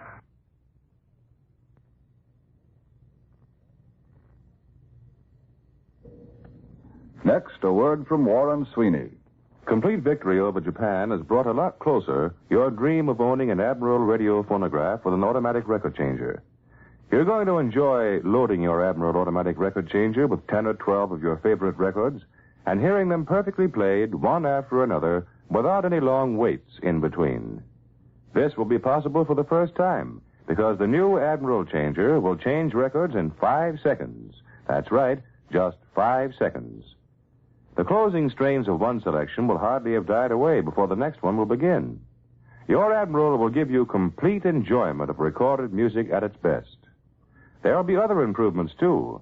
Fewer moving parts assure longer life to your Admiral record changer. Featherlight tone arm makes possible noiseless reproduction and high fidelity of tone. Admiral will give you new cabinet beauty and styling, too. So plan now to make your dream come true. For a radio phonograph with the best of everything for your listening pleasure, own an Admiral, America's smart set. Now, here once again is Robert Trout. Next, for a recording made by CBS correspondent Gene Ryder from a battleship off Japan, Admiral takes you to San Francisco.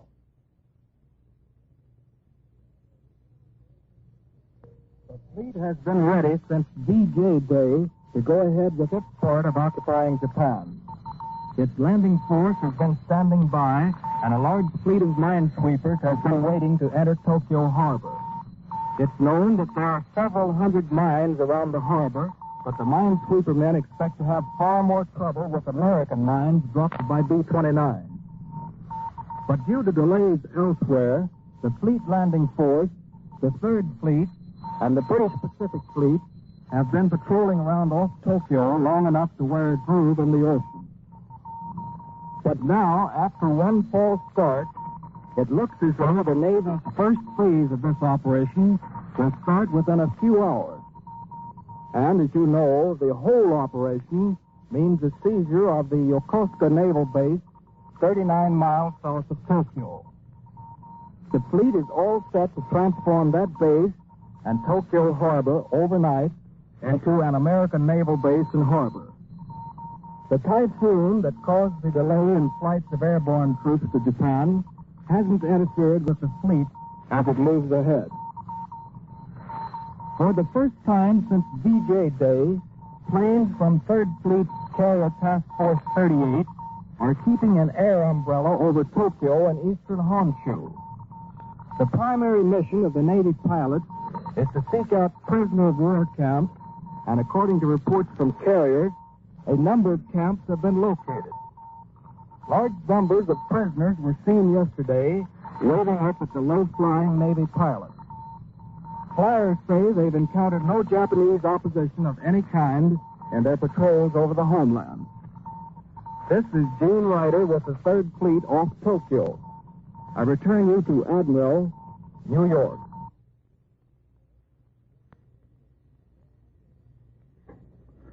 In Washington, congressional committees are preparing hearings on the future of atomic energy. For details, Admiral takes you to CBS Washington, Tris Coffin reporting.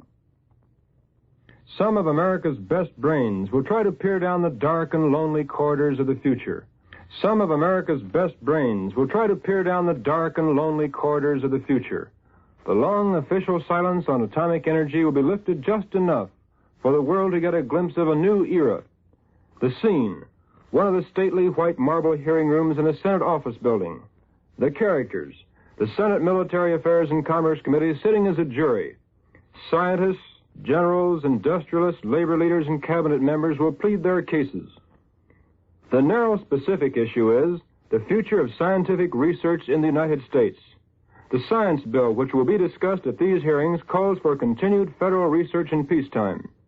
But the broad ethical question is, what is man going to do with these terrible forces he has unleashed upon the world?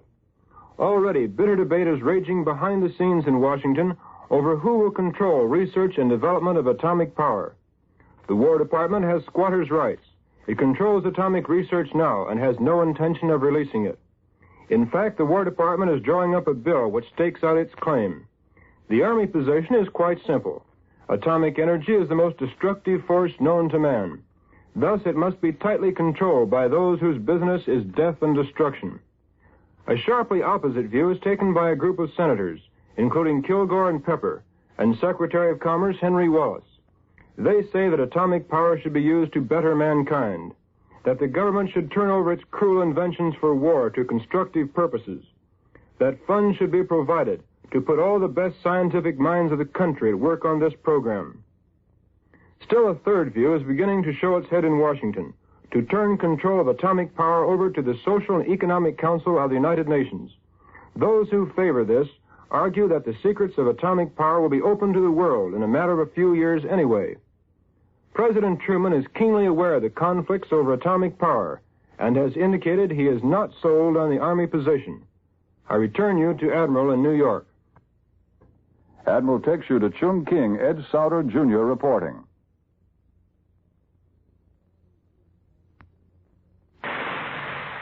This is Ed Sauter, Jr. in Chungking. 2 days ago, the legislative branch of the government of China ratified the new Sino-Soviet Treaty of Friendship and Alliance. The terms of that treaty have now been made public. Here is a brief summary of the principal clauses. 1. Soviet Russia agrees to render China moral and material assistance in the form of military and other supplies. Such assistance is to be given exclusively to the government of Chiang Kai-shek. 2. Soviet Russia reaffirms her respect for China's full sovereignty in Manchuria. 3. China agrees to recognize the full independence of Outer Mongolia if, after a plebiscite, the Mongolian people indicate their desire for such independence. 4. The principal Manchurian railways are now combined into one line, to be jointly owned and operated by China and the USSR for a period of 30 years, after which time the entire railway shall revert to China without additional payment. 5. The Chinese government declares Dairen a free port, open to the shipping of all nations. The port shall remain free for 30 years. 6. Port Arthur is to be used jointly by China and Russia as a naval base. It will revert fully to China in 30 years. And finally, the Soviets give promise that within 3 weeks of Japanese capitulation, they will start withdrawing their troops from Manchuria. This is Ed Sauter, Jr. speaking from Chongqing. This is Don Mosley of the CBS Shortwave Monitoring Staff in San Francisco. Whenever the Japanese begin to talk about how calm and unruffled they are in the face of some emergency, you can be pretty certain that actually they're just the reverse. And today it's clear that the Japs have a bad case of occupation jitters. The people are utterly calm, said Tokyo in one breath in a broadcast beamed to this country. But 5 minutes later, the Jap radio was telling its own people, we must absolutely avoid unnecessary confusion and become completely calm, even though Allied planes are flying over our heads. The Japanese, in fact, seem to be having trouble assessing their own frame of mind in this crisis. The first reaction to the Emperor's surrender rescript was vast excitement and confusion. The decision to quit the war came as a profound shock to perhaps the vast majority of Japanese, and as the Jap broadcast told us, many a Japanese army man resented and disapproved. There seems little doubt now that the Emperor's prestige in those first few days met its gravest and most precarious test since Japan's Middle Ages. But whatever doubt there may have been at first, the Emperor's potency as a ruling force has now proved itself, and there's little doubt that the peace policy as a whole will prevail. The period since the Jap announcement accepting surrender has been a busy one for the old familiar group of war-guilty Japanese government leaders. They have used all the facilities available, including Tokyo radio, to try and convince the world of their piety. These men who led the Japs to war and perpetrated Japan's worst crimes would now have us believe they are best fitted to rule Japan in the post-war era. This past week, they have tried with little success to sweep a vast amount of dirt under the rug. The tone of almost all the enemy broadcasts has been one of smug non-repentance, reflecting the mad scramble of those unchanged leaders to save their own hides. The attempt, fortunately, has been quite transparent, and with the fleet now preparing to enter Tokyo Bay, we should be hearing Radio Tokyo sing a much different tone in a very short time. I return you to Admiral in New York.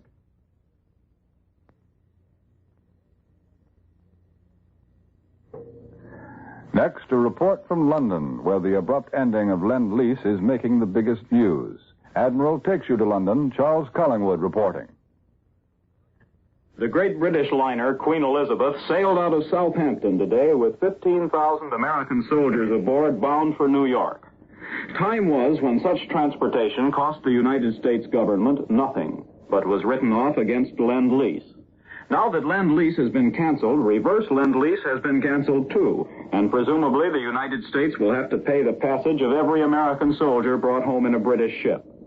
British economists are today pointing out that the termination of Lend-Lease cuts both ways. Besides reverse Lend-Lease goods and services like passage on the Queen Elizabeth, there is the larger and more complicated question of world trade in general. Next to Canada, Great Britain is America's biggest customer. If, as some economists say, full employment and prosperity in America depend on foreign trade, then we cannot afford to lose the British market. But with the sudden termination of Lend-Lease and the emphasis on dollar payments for everything they buy, the British say they may be forced to buy as little as possible from the United States and to concentrate on barter agreements and deals within the empire. That is, of course, just what we don't want. The whole American policy is toward freer trade. That's the economist's way of looking at it. But let me tell you a little about the confused point of view of the British civilian. With the sudden end of the war, he sees the end of the share and share-alike spirit with which the war was won and which was held up as an imperishable ideal. Now he has to get back to the old every man for himself ideal. He is morally confused. He doesn't want anything he doesn't deserve, but on the other hand, during the war, Lend-Lease wasn't charity, and he can't see that things are really very different now. It is, perhaps, that the whole concept of Lend-Lease was a little too big for our times. This is Charles Collingwood in London, returning you to Admiral in New York. France today is watching the progress of General de Gaulle's visit to the United States. Admiral takes you now to CBS Paris. Douglas Edwards reporting. We are very good friends now, is it not so? That's what a Frenchman said to me this morning. He'd been following very closely General de Gaulle's visit to President Truman, and although there's been an undercurrent of feeling that perhaps the mission might not have been so successful as has been documented or hoped, it still has not failed. And he seemed to think that France may at least have pulled alongside of England in America's affection. I found that to be a pretty general belief here in Paris, and there are even those who think France may have overhauled Britain in that regard. Well, whatever the results, France is confident of some help from America. Food, perhaps some coal, machinery, textiles, and clothing. And on that subject, I know where you can buy here in Paris one faded red sweater made of ersatz yarn and second-hand. I know where that woman's sweater, which is several years old, can be purchased for $56 American in a working-class neighborhood of Paris. But not everybody has that information, and the trees are beginning to turn brown in spots along the Seine. And still the French are hopeful of a helping hand, and they're not depressed at the news from Washington concerning the de Gaulle trip. Now, here's something America has been told and told time and again while this war has been going on. Write letters, send packages to the boys overseas. I'd like to punch that one home again and again, now even with more vigor than in the past, because now is a very critical time over here in Europe. The war is over. The men are not idle, but they're not very busy. They have a great deal more spare time on their hands. And most of all, they're in danger of a tremendous boredom and impatience. Because they're sweating it out. They're sweating out the biggest event in their lives in many years, and that is getting home and getting out of the Army. So take it from somebody who sees the boys every day, who chats with them while they're on leave here in Paris. Keep those letters coming. They're even more vital now than they were a year ago. And this is Douglas Edwards in Paris, returning you to Admiral in New York. And now to tell you about a new kind of refrigerator with a built-in ultraviolet ray lamp to kill bacteria, here is Warren Sweeney. It's the Sterilamp in the post-war Admiral Dual Temp refrigerator. Low temperatures alone cannot always prevent foods from spoiling. Mold and gradual decay are proof that bacteria are present.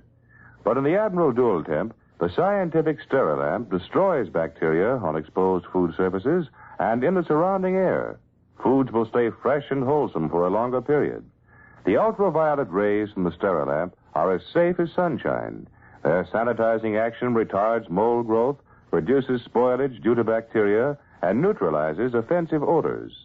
You'll find Sterilamp in the post-war Admiral Dual Temp, the refrigerator that is really two refrigerators in one.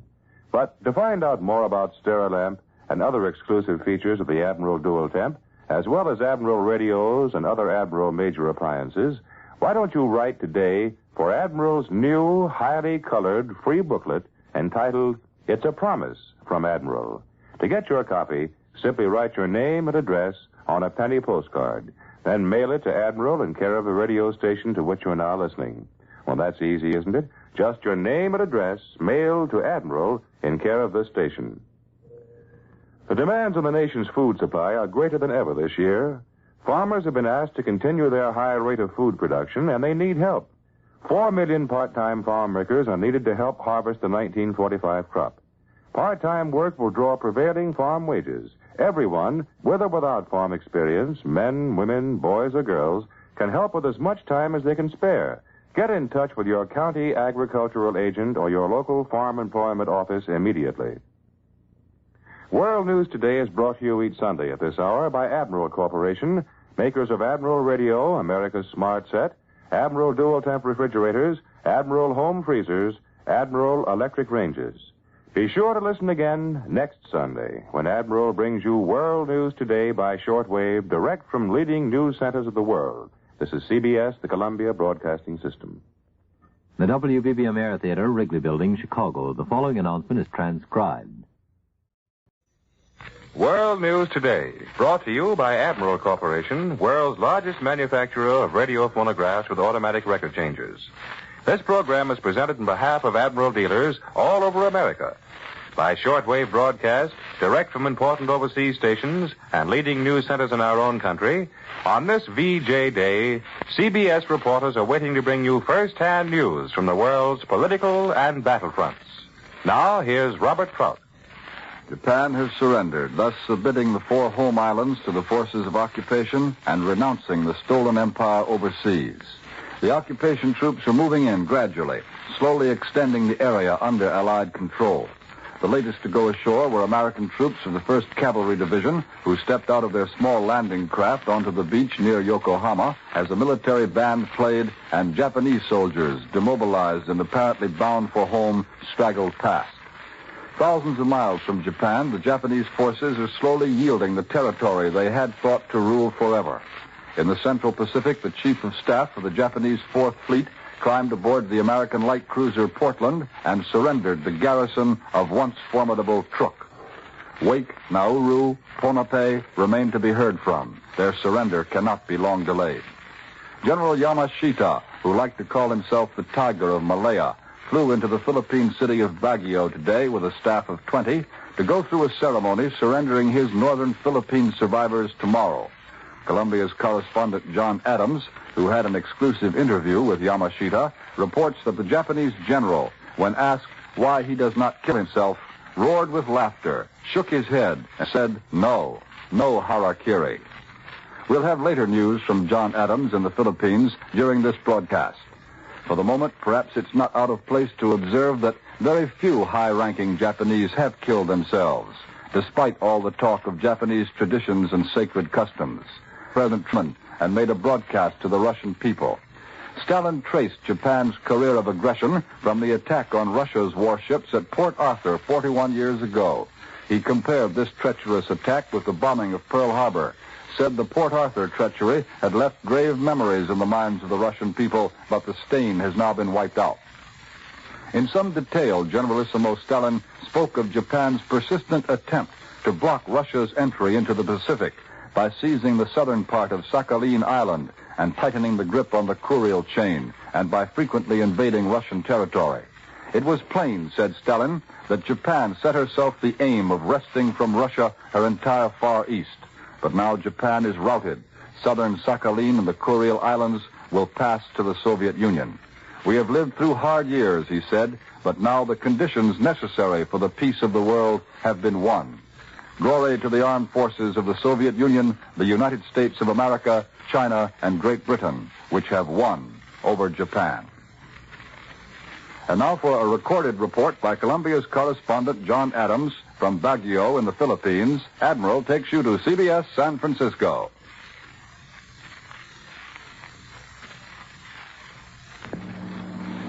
This is John Adams speaking by remote pickup over Signal Corps facility from Baguio in northern Luzon.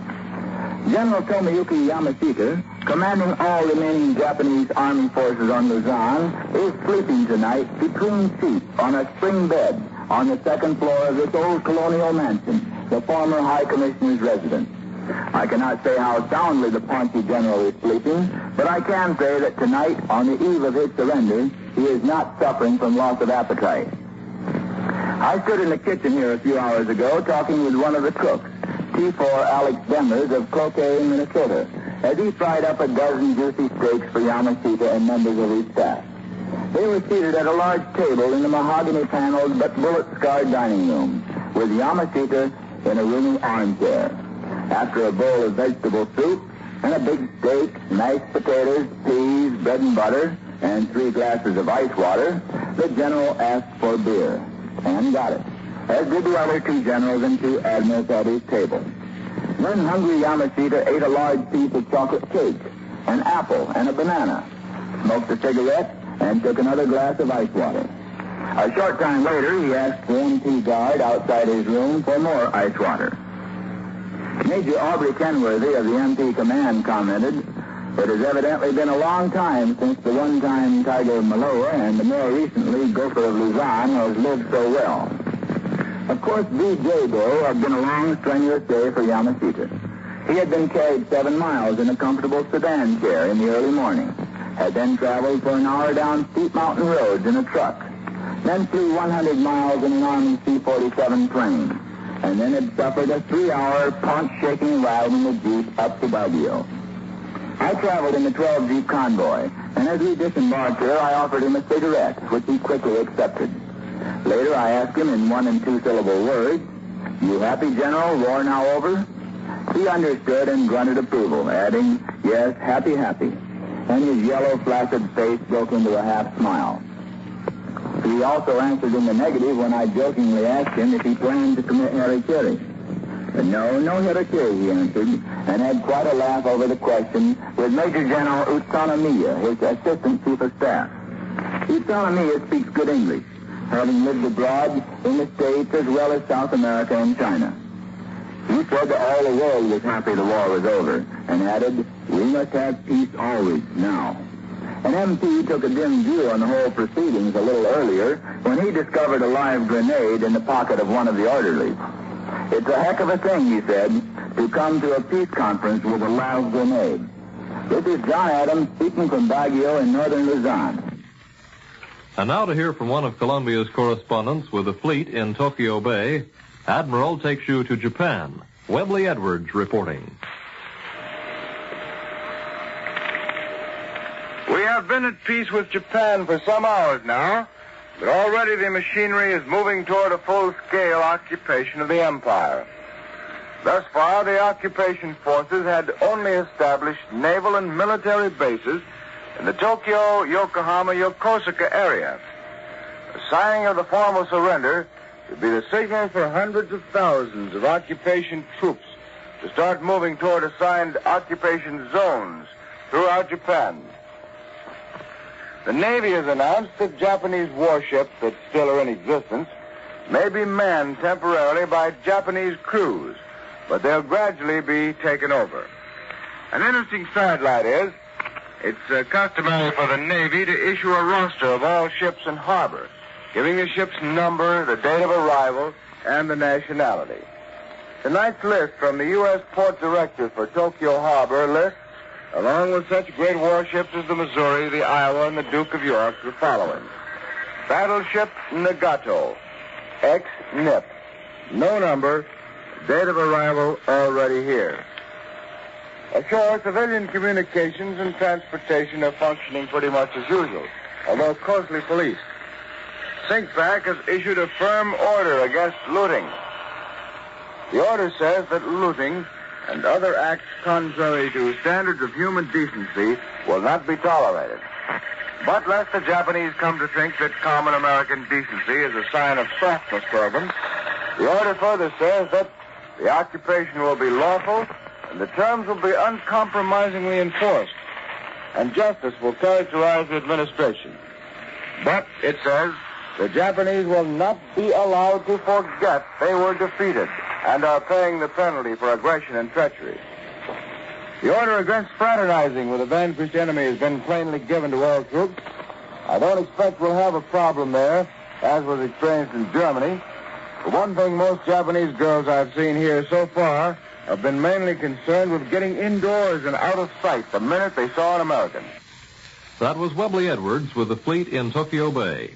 We return you to Admiral in New York.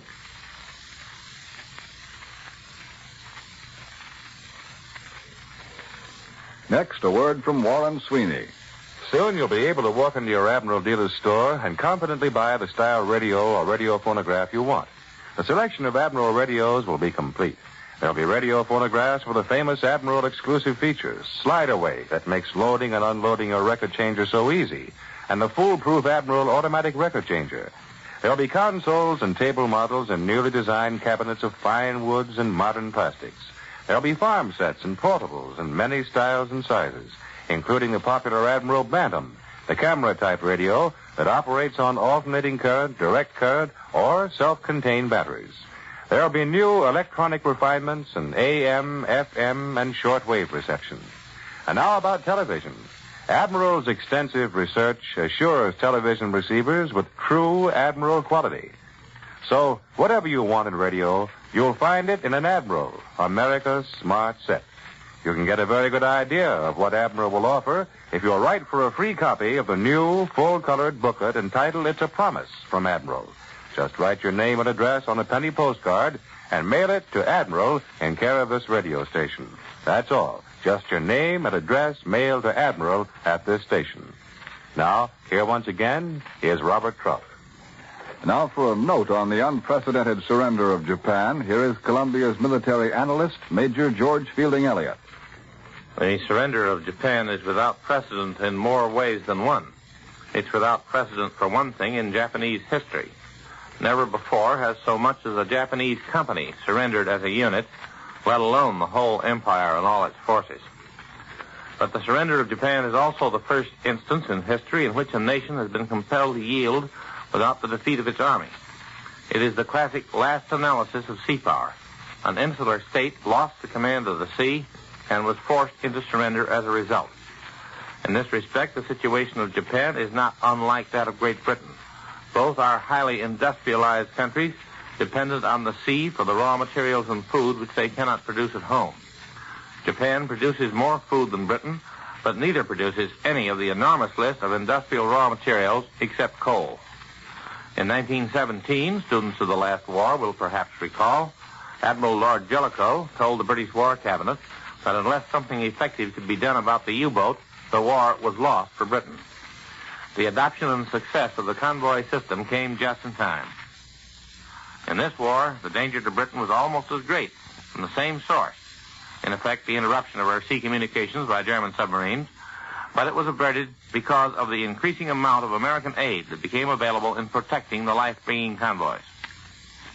Japan, however, fully as dependent as Britain on open sea lanes, could never manage to give those sea lanes the same degree of protection. Her navy was not as efficient as the British, and she was not able to produce enough ships and planes to do the job against the steadily rising tide of American sea power.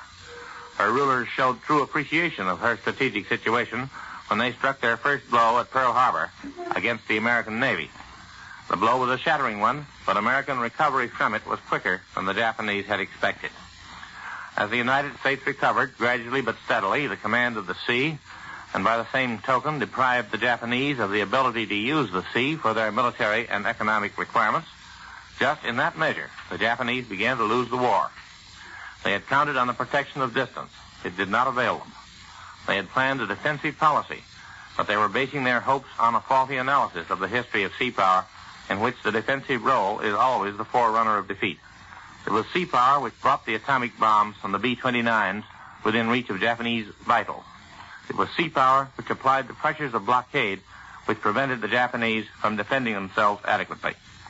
It is fitting indeed the ceremony of surrender should have taken place on board an American battleship, and that the American representative should have been the commander-in-chief of the American naval forces in the Pacific. Now here again is Robert Trout. Next, a report from our own capital. Admiral takes you to CBS Washington. Chris Coffin reporting. Tonight, shortly after 9 o'clock Eastern Wartime, President Truman will broadcast a special message to our armed forces. It will be carried by shortwave to every corner of the globe. Gaunt and hungry Americans, freed from Japanese prison camps, will hear this expression of their country's gratitude.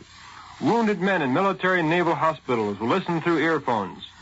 The program will be carried in this country by CBS, and at 11:15 tonight, over many of these same stations, CBS will present a documentary of the war from Pearl Harbor to the end.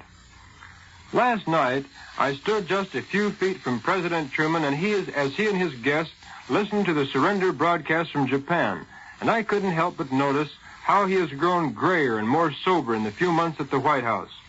The quick, friendly smile is as ready as ever, but more often now he appears lost in thought. The clear eyes behind the horn-rimmed spectacles are focused off in the distance. The mouth is tightly closed, and the jaw jutted forward just a bit. The president, too, seems more positive, more sure of himself. To make a comparison, being president is like a man who has stepped apart from the crowd, climbed to a high, lonely mountaintop. There he must face the winds of fate and make the decision affecting the lives of millions. Harry Truman tries to break the isolation of his office. Every once in a while he gets on the phone, calls his good friend Les Biffle, Secretary of the Senate. Les, the president, will say, "I'm coming up for lunch. Get some of the boys together." The boys, Mr. Truman's old friends in the Senate, are the most powerful single force in the administration. There's every sign, for example, that Mr. Truman will adopt the reconversion program of the liberal wing of the Democrats in the Senate. Senator Kilgore, West Virginia, one of the leaders of this bloc, is a regular visitor to the White House. These policies have been approved generally by such moderates as Democratic floor leader Alvin Barkley. The plan calls for passage of the full employment bill, expanded Social Security, a gigantic housing boom, and a regional resources program. I return you to Admiral in New York. Great Britain today is looking back on 6 years of war. For a report, Admiral takes you to CBS London. Charles Collingwood reporting. It was another Sunday, 6 years ago today, that this war began for the British. The British Prime Minister, who was then Neville Chamberlain, read the declaration of war on Germany. His voice was uncertain. Everything was uncertain in those days. There was a phony air raid alarm a few minutes later, and all the brand new air raid wardens rushed out in yellow slickers to ward off gas attacks and drove everyone off the streets. No one knew what was coming. And in Britain, the question everyone asked was, how about America? What will America do? Today, 6 years later, the war is over. Germany is beaten, and Japan, too. America became Britain's closest and most powerful ally. But today, everyone is uncertain, and in Britain, the question everyone is asking is, how about America? What will America do? More than they did 6 years ago, the British relate every problem with which they're confronted to America. 6 years ago, Britain was proud and rich and bestrode the world. America was an unknown factor. Today it is America's shadow which spreads across the world, and the British are having a hard time adjusting to being in anybody's shade. There are two schools of thought in Britain. One is that Britain must attach herself to the United States, become a sort of junior partner of ours. The other is that she must stand up to America, compete with her, beat the United States at her own game. There's a tremendous clamor in Britain today to stop buying things from the United States and to concentrate on trade within the empire. Lord Beaverbrook's newspapers lead the way. His Sunday Express launches a campaign today to stop buying gasoline, movies, and cigarettes from America and to replace the American products with things produced in the British Empire. The cancellation of Lend-Lease, which the British call End-Lease or Cease Lend, now has brought them to an uncomfortable realization of not only how much they owe America, but how dependent they are on America. At the moment, they're wavering between trying to reach an agreement with the United States or retiring into the closed circle of empire trade. The whole future of Anglo-American relations is more in the balance today than it ever was. This is Charles Collingwood in London, returning you to Admiral in New York. France is observing VJ Day today, and for a direct report from France, Admiral takes you to CBS Paris. Douglas Edwards reporting. In Paris, VJ Day official has been the same as any other Sunday.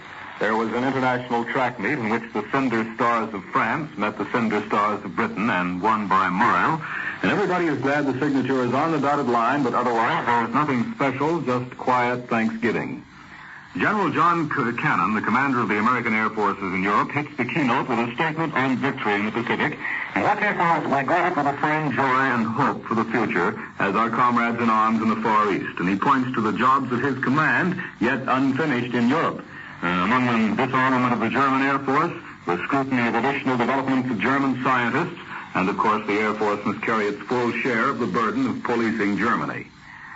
This weekend has been going home time for 15,800 American troops who left Marseille in the largest USA-bound shipment yet to leave that port. Many of them are High Point men, and 11,000 of the 17th Airborne Division began moving into the Marseille area today. The French are being given nearly 6,500 excess Army trucks within the next 10 days. The transfer will be carried out under commitments made before cancellation of Lend-Lease, and the authority has been given to go ahead with the deal. Minister of Justice Pierre Tegan reports that the war and the Nazi occupation cost France half her national wealth, $98 billion. And in that line of thought, there is considerable opinion here in Paris that the American credits extended to France during General de Gaulle's visit to Washington and estimated unofficially to amount to about $640 million are really only a starter. France is believed to require something approximating $1 billion for her reconstruction, and French officials believe she'll be granted aid in that amount by the Washington government. And this is Douglas Edwards in Paris, returning you to Admiral in New York. A dispatch from Rome tells us that former Prime Minister Winston Churchill of Great Britain will spend a 10-day rest period in northern Italy, golfing and possibly painting at a villa in the Lake Como region. Mr. Churchill arrived in northern Italy yesterday, where he'll be a guest of Field Marshal Sir Harold Alexander. He'll forego any political talks and anything pertaining to official business as leader of His Majesty's opposition during his holiday period. To avoid any suggestion of official status, Mr. Churchill is traveling through Italy under a pseudonym. Dispatches from Milan say that Mr. Churchill arrived aboard an airplane yesterday and briefly toured Milan. Surprised Milanese cheered him wildly.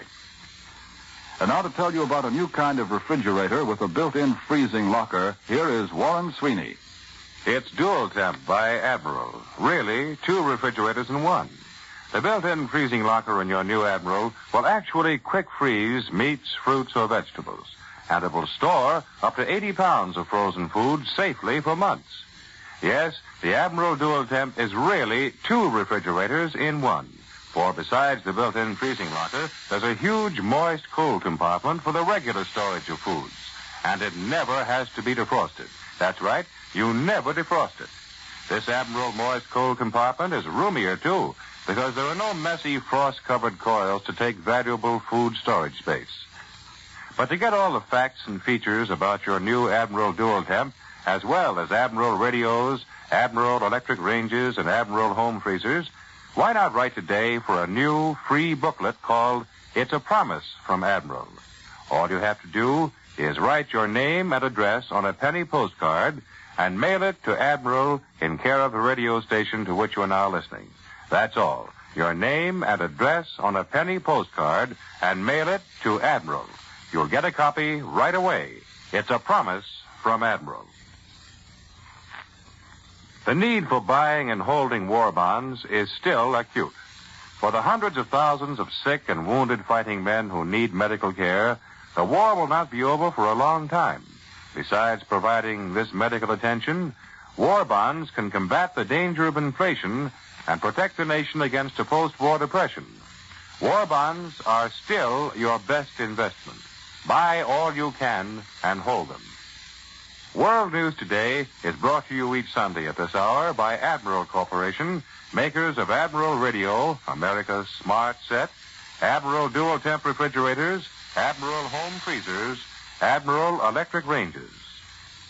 Be sure to listen again next Sunday when Admiral brings you World News Today by shortwave, direct from leading news centers of the world. This is CBS, the Columbia Broadcasting System. This is the WBBM Air Theater, Wrigley Building, Chicago. The following announcement is transcribed. World News Today, brought to you by Admiral Corporation, world's largest manufacturer of radio phonographs with automatic record changers. This program is presented in behalf of Admiral dealers all over America by shortwave broadcast direct from important overseas stations and leading news centers in our own country. CBS reporters are waiting to bring you first-hand news from the world's political and battlefronts. Now, here's Robert Trout. Slowly and steadily, the occupation of Japan goes on, and in the outposts of what was the stolen Japanese Empire, the authority of the Allies spreads out over larger areas, and the rule of Japan fades. It has not yet vanished. The Japanese forces in China have surrendered in Nanking. In Saigon, the capital of Indochina, British troops stand guard in the streets, and so do the soldiers of Japan. Until Indochina is securely in Allied control, the Japanese have been told that they are responsible for order. But for weeks now, the Japanese have been stirring up the natives, encouraging them to riot, and the result now is trouble in Saigon, although it is not clear whether it's trouble on a large scale. The latest reports tell of the natives murdering 2 French officers who parachuted into the city, and riots in front of the Continental Hotel, where a mob tried, apparently without success, to reach French refugees who had taken shelter in the hotel. From Korea, there's a report of bloodshed. Some 500 Korean workmen carrying small American flags but no weapons were marching to the docks at the port of Jinsen to welcome the first wave of American troops. Before the first American boat reached shore, Japanese police fired into the crowd, killing some, wounding others.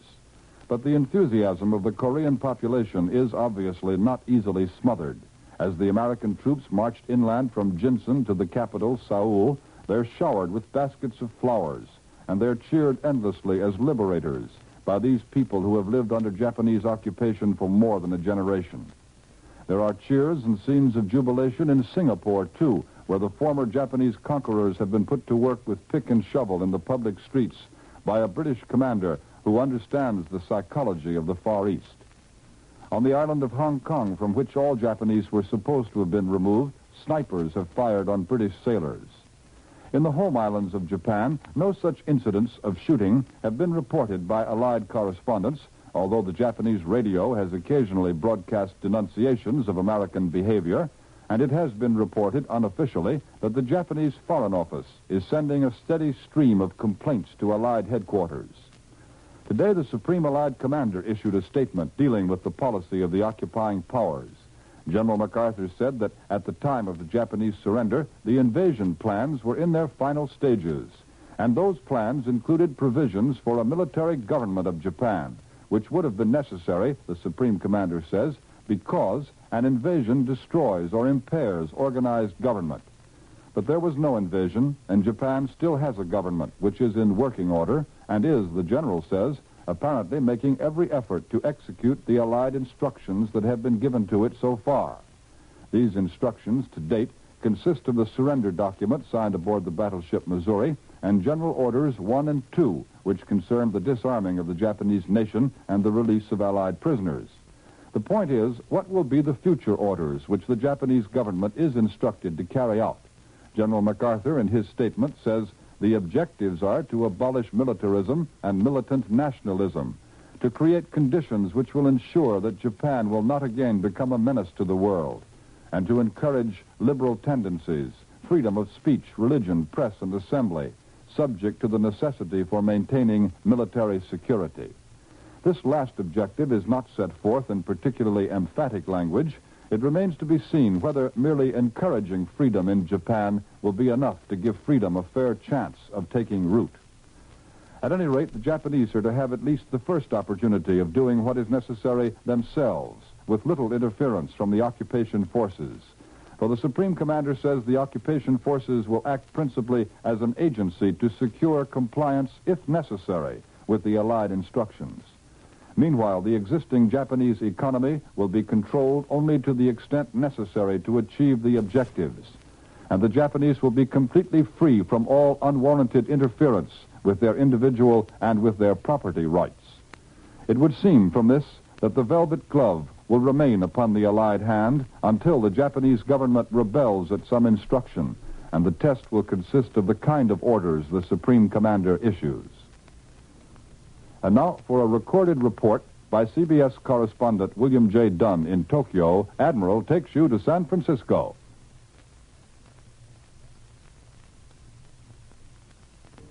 This uncanny, unbelievable peacetime occupation of Japan has produced some amazing situations in the past 10 days.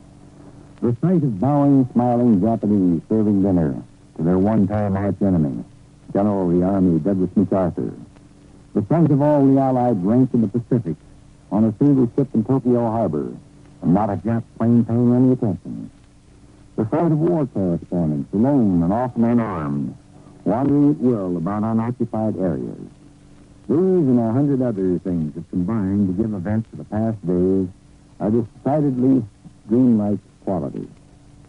But one of the most amazing situations of the occupation is that which finds the American press, the Allied press, taking a consistent licking from the Japanese government news agency Domai because of circumstances beyond their control.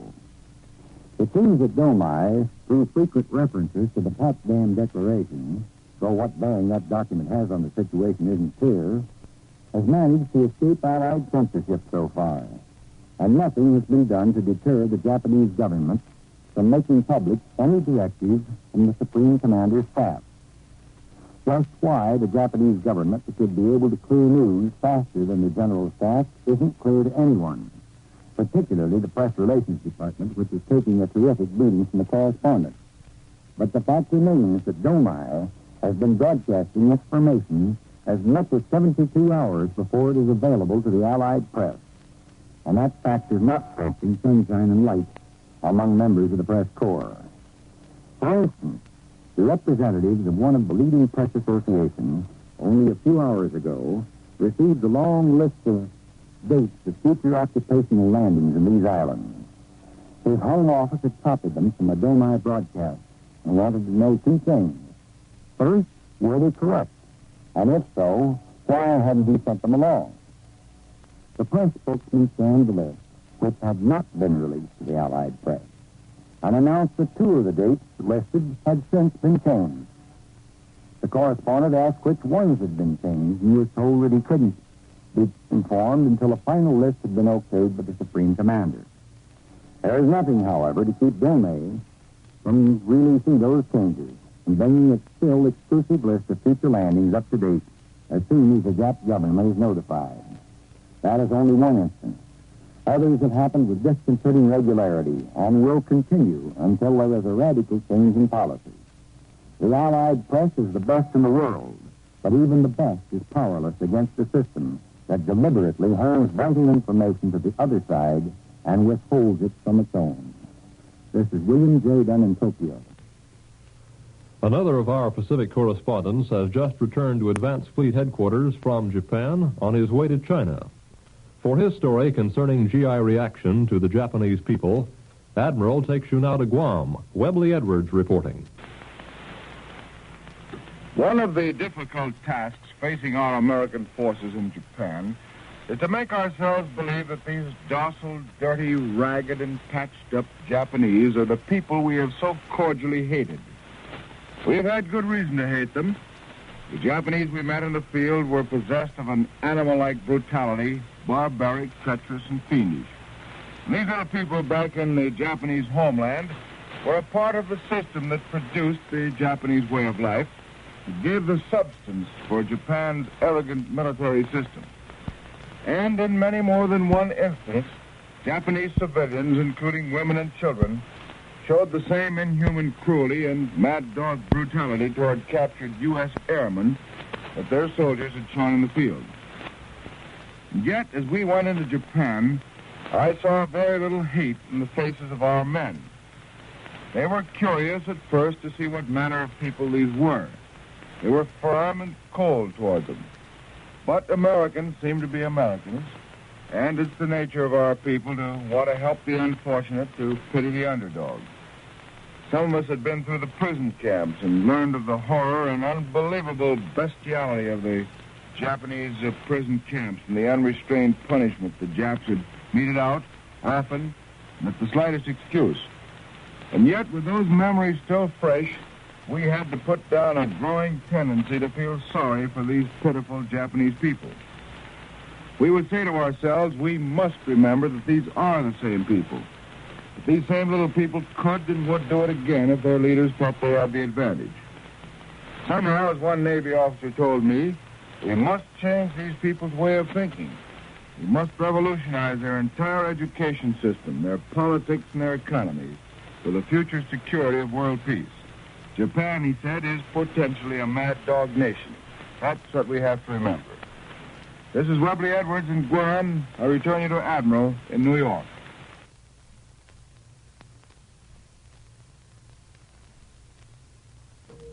Next, a word from Warren Sweeney. There's a brand new star in the Admiral sky, and it's ready for sale now. It's the Admiral Lifetime Precious Jewel Phonograph Needle. There has long been a need for a needle that would bring out the delicate overtones and shadings of your favorite music on records and stand continuous use over a long period of time. The Admiral Lifetime Precious Jewel Needle, with its genuine sapphire point, fills that need. Here at last is a needle that will really make your records come to life. You'll get finer record reproduction and longer record life. And listen to this. Each Admiral Lifetime Precious Jewel Needle will play up to 10,000 records. That's right, up to 10,000 plays from each Admiral Lifetime Jewel Needle. Get one of these genuine sapphire point needles tomorrow from your Admiral dealer. He'll have them prominently shown in a beautiful, illuminated stage setting display. Each needle is packaged in an attractive lucite container, sealed in to ensure its perfect condition. They're guaranteed by Admiral, the world's largest manufacturer of radio phonographs with automatic record changers and makers of Admiral Radio, America's smart set. Now, here once again is Robert Trout. Diplomats from the Big Five powers are arriving in London for the meeting of their foreign ministers. For this and other news, Admiral takes you to CBS London. Charles Shaw reporting. This is Charles Shaw in London. All the smiles of diplomacy are being flashed as statesmen from all over the world gather in London to discuss the future of Europe. But those smiles at the moment are masks covering grim visages. And statesmanship of the highest order will be needed to turn them into smiles of satisfaction and agreement. The magnet attracting so many diplomats from the Balkans to Australia is the Big Five Foreign Ministers meeting, which begins Tuesday. The Chinese and French, and naturally the British foreign ministers, now are in this country. Secretary of State Burns will arrive tomorrow. As usual, secrecy covers the movements of Russian Foreign Minister Molotov, and a Soviet spokesman, after insisting all afternoon that he knew nothing of Mr. Molotov's plans, finally stuck his neck out far enough to say the foreign minister probably will be here tomorrow morning. When the foreign ministers sit down at Lancaster House at 2:30 Tuesday afternoon, the first thing they're supposed to do is discuss a peace treaty with Italy. That in itself is enough to stir up a hornet's nest. Because Yugoslavia, Greece, France, and Austria definitely want slices of pre-war Italian territory. Egypt and Ethiopia are interested in Italian African colonies. Australia wants something to say about the future of Italian territories, which Australians helped to recapture. Peace treaties with Romania, Bulgaria, and Hungary are to be drafted. The British and Americans don't like their governments. The Russians do. Some agreement has to be reached on the complexion of the Balkan governments before we can talk peace with them. The foreign ministers also are scheduled to talk about the evacuation of Allied troops from Iran. Most of the Americans are gone. The British want to get out, but the Russians have shown no disposition to leave. Also on the agenda is a proposal that certain European waterways be internationalized. The Russians are known to want a more favorable position in respect to the Dardanelles, and that promises to be a thorny subject. As a sidelight, the French will press their claim for severance of the Ruhr and the Rhineland from Germany, and probably will try to conclude a favorable treaty with Great Britain. The foreign ministers have a big job cut out for them in a meeting expected to last only 2 weeks.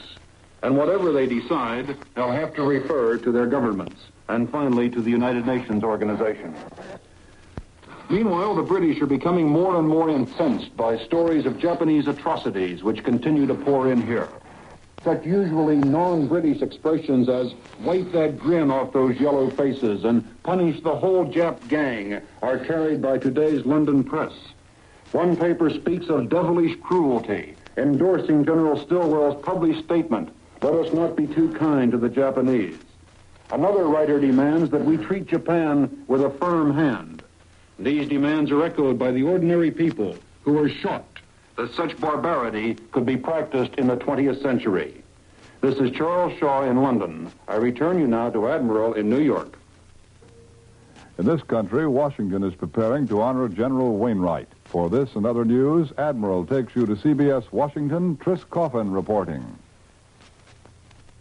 Some people say that Washington is a cold and unfriendly city, but I think tomorrow Washington will give the lie to that description.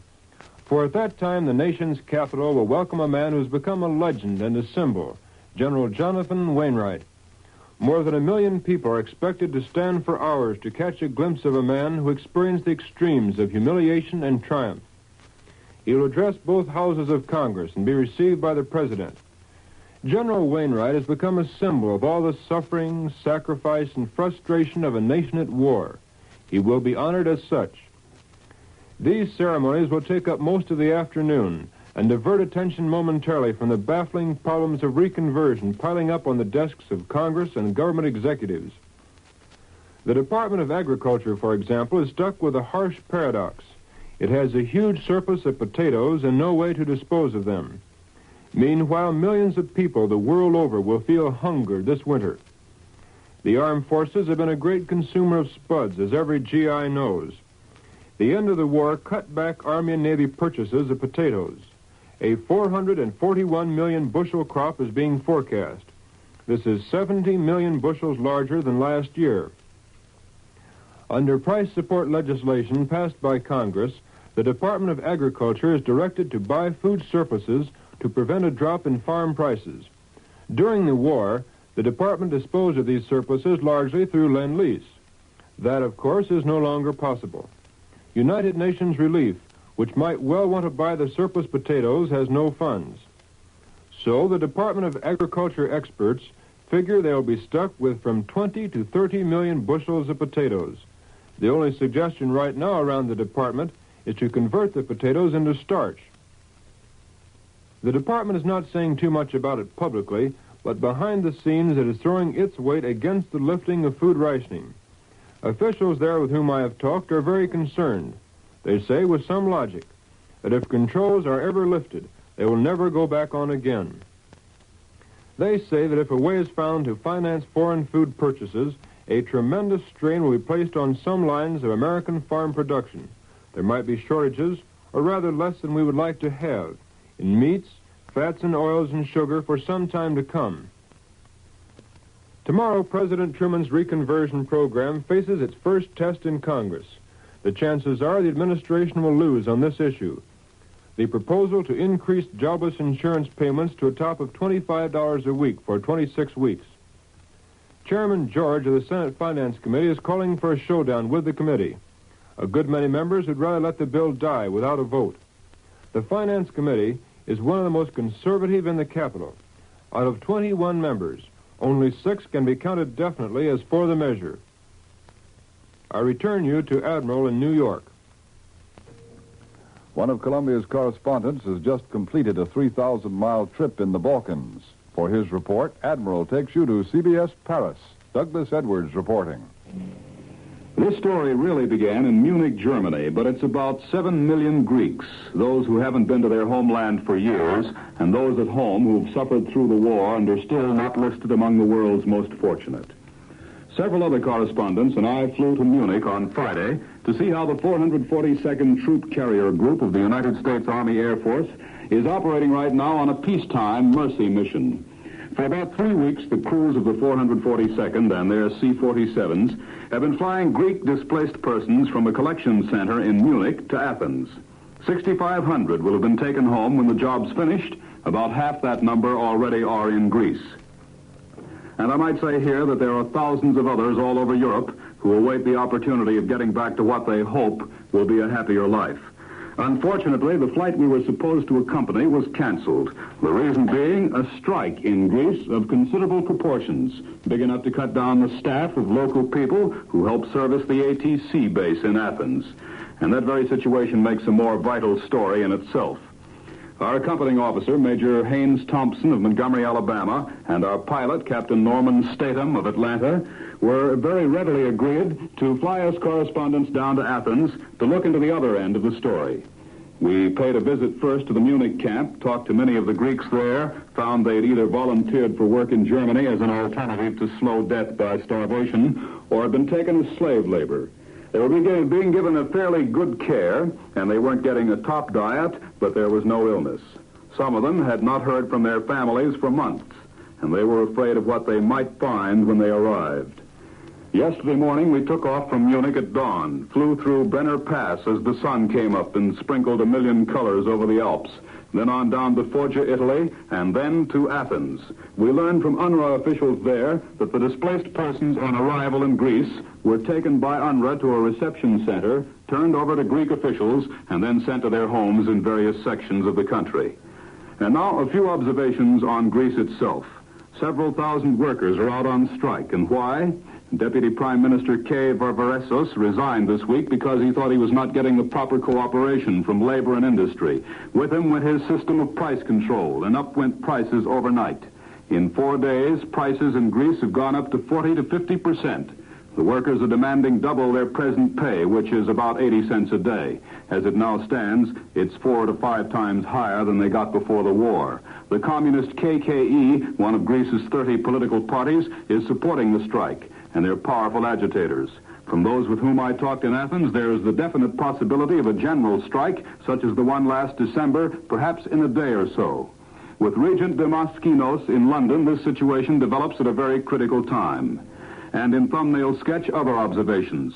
Before the war, olive oil sold at 8 cents per 2 3/4 pounds. It now sells at $6.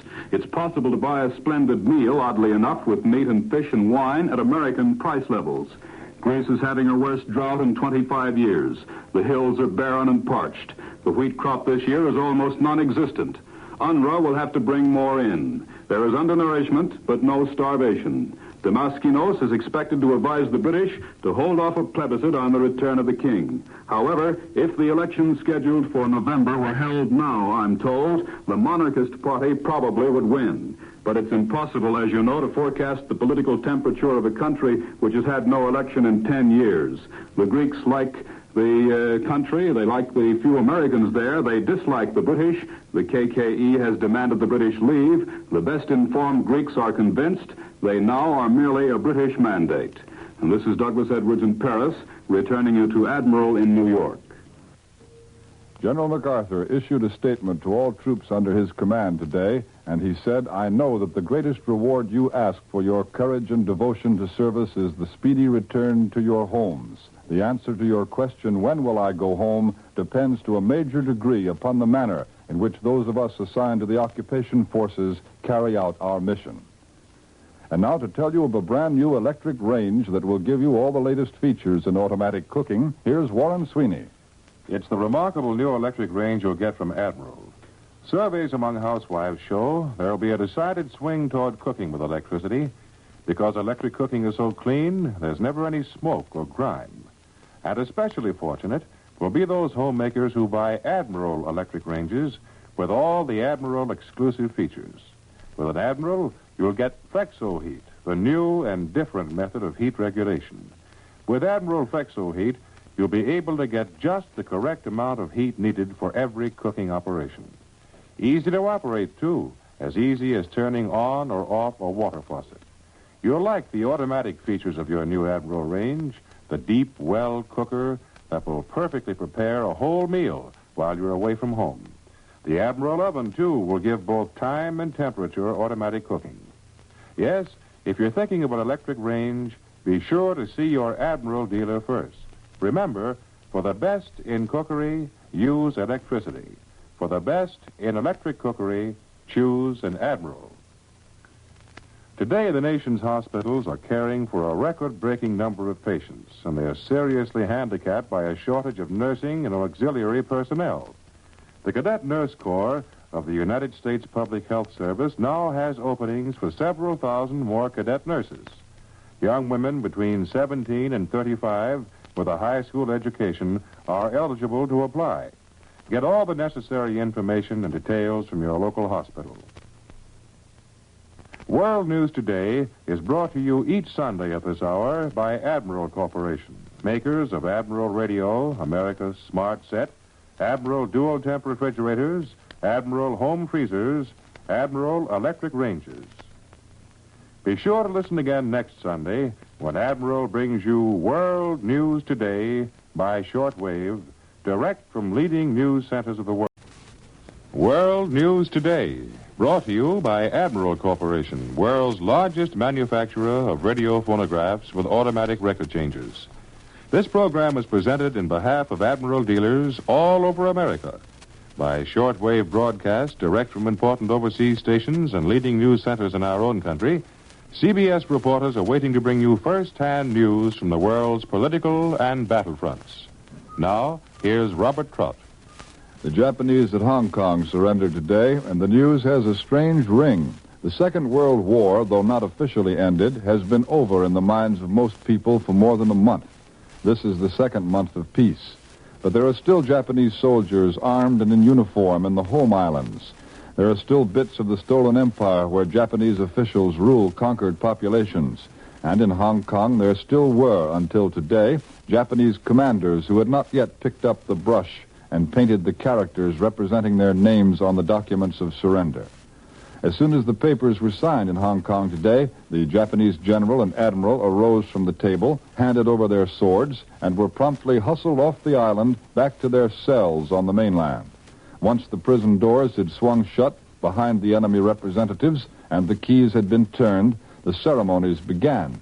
The Union Jack was raised again in the courtyard of the government house, and every warship in the harbor fired a 21-gun salute. Farther north along the coast, in China, Japanese troops are still swaggering through the streets of Shanghai, the great port. American correspondents there report that the Japanese forces are in control of vital utilities such as water, telephone, gas, and electric power. American Army officials say it's true the disarming of the Japanese troops is going more slowly than had been planned, but the Army officials believe the Japanese will be removed from their positions of power this coming week. But the correspondents report that the Army's assurances have not put an end to the worry and the wonder in the foreign community of Shanghai. The Japanese are said to have removed the firefighting equipment from this city, which is particularly vulnerable to fire. The water pressure has fallen below the safety level. Truckloads of heavily armed Japanese soldiers roll constantly through the streets, and Japanese transport planes land and take off, flying without Allied escort, their destinations and the identity of their passengers a mystery to the uneasy residents of Shanghai. Such is the news in the middle of this September, with the war itself passing into history, leaving behind a wreckage that can be only dimly imagined in a country untouched by shell or bomb or famine. The war is gone, but before the guns fell silent, the war had molded into a certain shape the peacetime world. This is the period of transition, the time in which the survivors must adjust themselves to the new shape of things or try to adjust the shape of the post-war world into a more desirable form. Either is an enormous job, and there's been little progress to report in the weeks that have passed since August the 14th. The United States, with more wealth than any other country, has used the past month to throw off restrictions and inconveniences. In the other major nations, restrictions and controls remain. There is no return to luxury and no prospect of an early end to sacrifice and real hardship. But here in America, after a month of swift movement back toward the freer and easier ways of peace, the storm signals are going up. Labor and management are preparing for conflict, a struggle that threatens to develop on a greater scale than any this country has ever seen, affecting the lives of even that minority of Americans who belong to neither the ranks of labor nor management. The government in Washington, which has been occupied with removing restrictions, tearing up orders and instructions, will now find itself being asked to solve the growing deadlock before the real struggle between management and labor begins. It has not yet begun, despite the alarming reports from the nation's manufacturing centers. So far, we've seen only the preliminaries. The opposing forces are moving into position for the battle. But before the battle starts, it can be averted. This is the period of transition everywhere. The decisions that are made and the actions that are taken in these days will set the course for years to come. It is not yet time to report what those decisions are. Many, perhaps the controlling ones, have not yet been made, but they cannot be delayed much longer. The pressure is mounting everywhere, and events are developing swiftly at the pace that was taught by war. In Japan, the occupation forces are steadily strengthening their grip. And now our first report from abroad. For a recorded report by CBS correspondent William J. Dunn in Tokyo, Admiral takes you to San Francisco.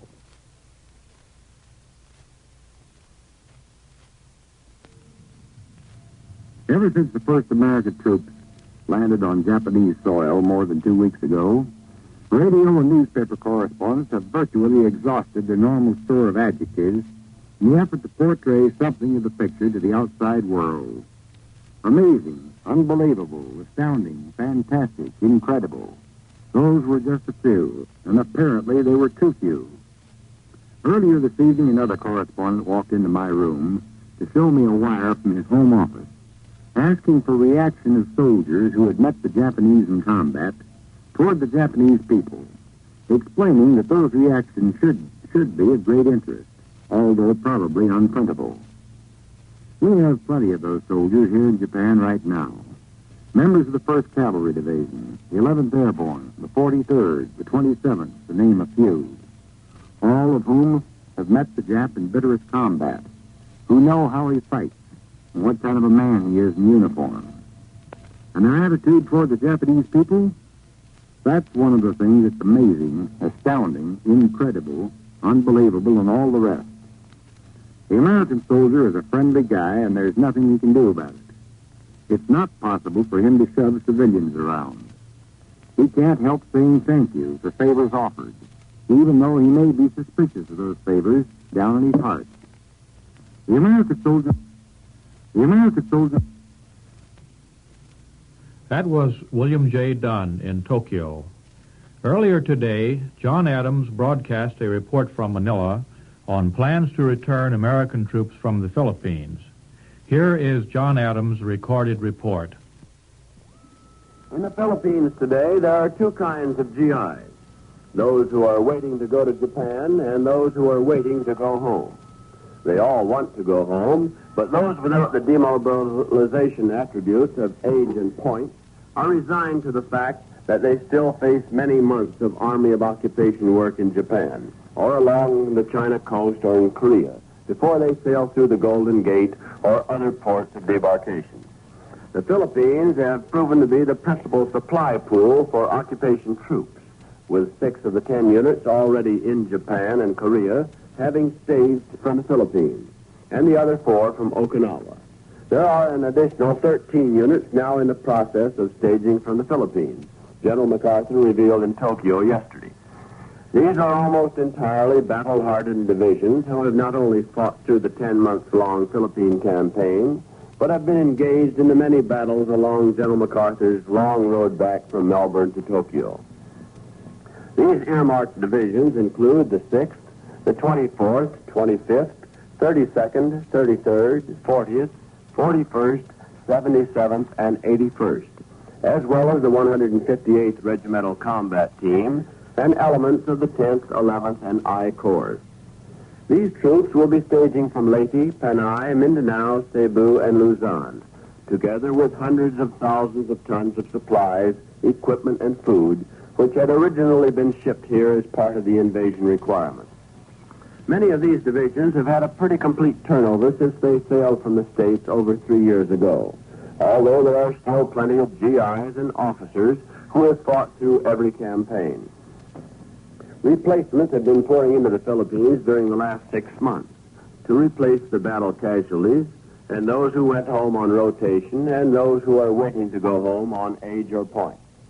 But the homeward-bound boats seem to be moving pretty slowly these days, especially for those GIs who have been in it from the beginning. It's usually good-natured griping, and in recent weeks they have quickly accepted the explanation that some of their ships are presently required to send home thousands of liberated prisoners of war and internees who have had a far tougher time than they have in the Jap prison camps. But there is more than one oldster I've talked with, those over 35 years of age, who are wondering if they are being kidded with recent published reports that all men over 35 with 2 or more years' service were eligible for discharge. They heard about it on September 2nd, and today's issue of the Army newspaper, the Daily Pacifican, printed a new batch of protest letters from the GIs asking for an explanation.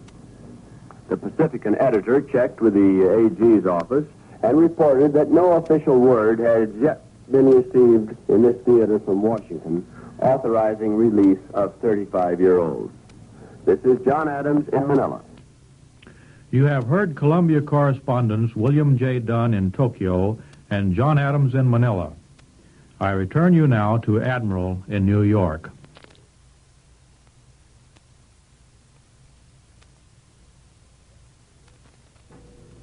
Next, a word from Warren Sweeney. Current surveys show a majority of music lovers want a radio phonograph with an automatic record changer. And well-informed buyers will choose an Admiral, America's smart set, because of the foolproof, service-free operation of the famous Admiral automatic record changer. You'll get faster record changing. The new Admiral changes records in just 5 seconds. The 1946 Admiral changer has only 3 moving parts during the change cycle. This means you'll get a trouble-free mechanism and longer service from your record changer. You'll like the high fidelity and lifelike tone in the new Admiral sets. And a newly designed feather-light tone arm exerts so little pressure that longer record life and less surface noise are assured. So, if you want a radio phonograph with the best of everything for your listening pleasure, you'll buy the product of the world's largest manufacturer of radio phonographs with automatic record changers. You'll buy an Admiral, America's smart set. Now, here once again is Robert Trout. Next, the news from Britain. Admiral takes you to London. Charles Collingwood reporting. The Council of Foreign Ministers is finding the solution of Europe's problems heavy going. If anyone thought that the reshaping of the world after this war was going to be a simpler process than it was after the last, this Conference of Foreign Ministers, which to a great extent is taking the place of the Versailles Peace Conference, is proving them wrong.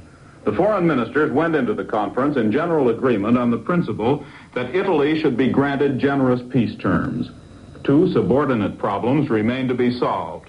The first was Italy's frontiers in Europe, where both France and Austria demand territory, but where the Yugoslav claims to Trieste are the touchiest point. The second outstanding problem was the disposition of Italy's former colonies in Africa.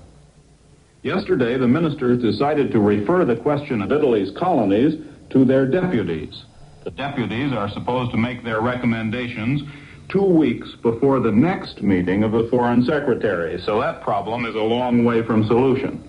As for Italy's European borders, they begin discussion on that tomorrow, with Yugoslavia and Italy presenting their claims, and Australia, Canada, India, and everyone else who is interested, including Poland, the Ukraine, and White Russia, presenting their views. The Italian foreign minister, Signor Gasperi, left Rome for London today, and so did Ambassador Alexander Kirk, the United States representative in Rome. After what is bound to be a long debate on this problem, too, will probably be turned over to the foreign minister's deputies.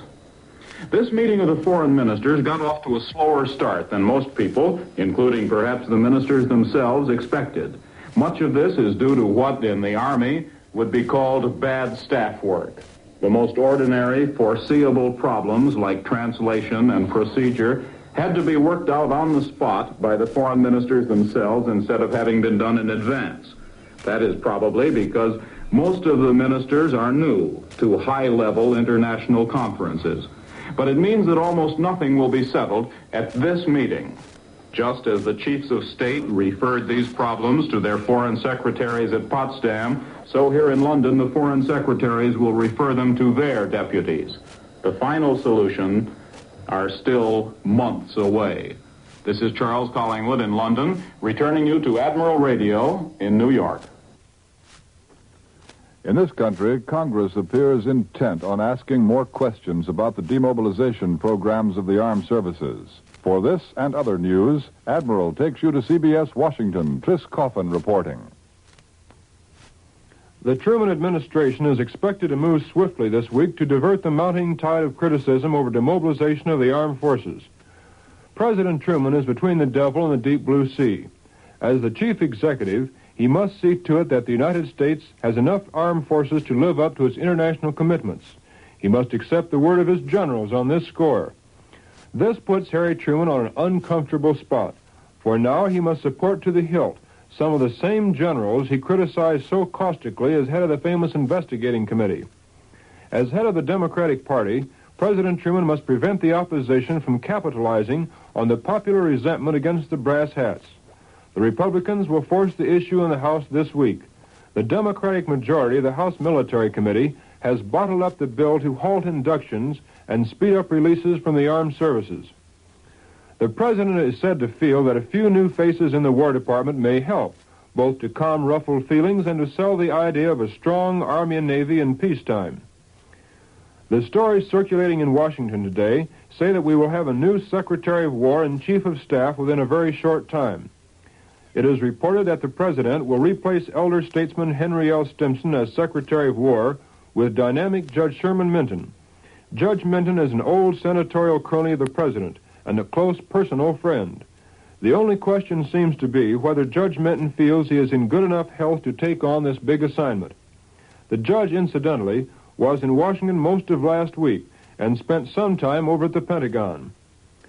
The other change would be to replace one of America's most popular heroes. It would be to bring in one of America's most popular heroes, General Ike Eisenhower, to replace General George C. Marshall as Chief of Staff.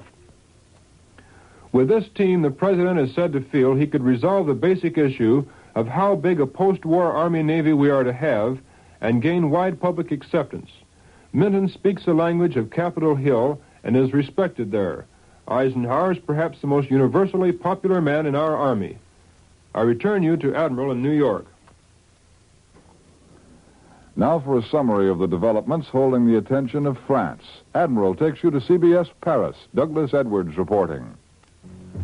There are reports in Paris this afternoon that the French government is about to lodge a strong protest with China because Chinese General Liu Hong has told the French military mission it will not be allowed to enter Indochina at this time. According to the story, the thing caused quite a stir in Paris official circles. General Liu Hong is understood to have told the French that French sovereignty has not been recognized in Indochina yet, and Paris circles believe the Chinese stand is contrary to agreements already reached between Paris and Chongqing. It'll be interesting to watch what transpires now.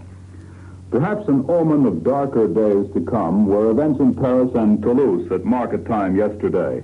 Hundreds of housewives, angered at exorbitant prices, looted poultry shops and groceries and carried away all they could lay their hands on. By the time police arrived, they'd maywayed with a large quantity of meat and chickens. There's also been an increasing number of strikes throughout France in the last 24 hours, all for wage raises. Public offices in Lille were closed yesterday, and there were threats of long walkouts in the mines unless wage demands are met. Delegations are en route to Paris. With the elections nearing, there's been a marked step-up in political discussions in France today. Here's one observation I've heard several times lately, the last from the editor of a Lyon newspaper, a cousin of former President Ariel. He said France regards de Gaulle as the symbol of her liberation, the real spark that brought warmth again into the French national spirit. If de Gaulle were content to remain a symbol as President of the Republic, said he, well and good. But if he continues to make a fight for personal power, that's not so good.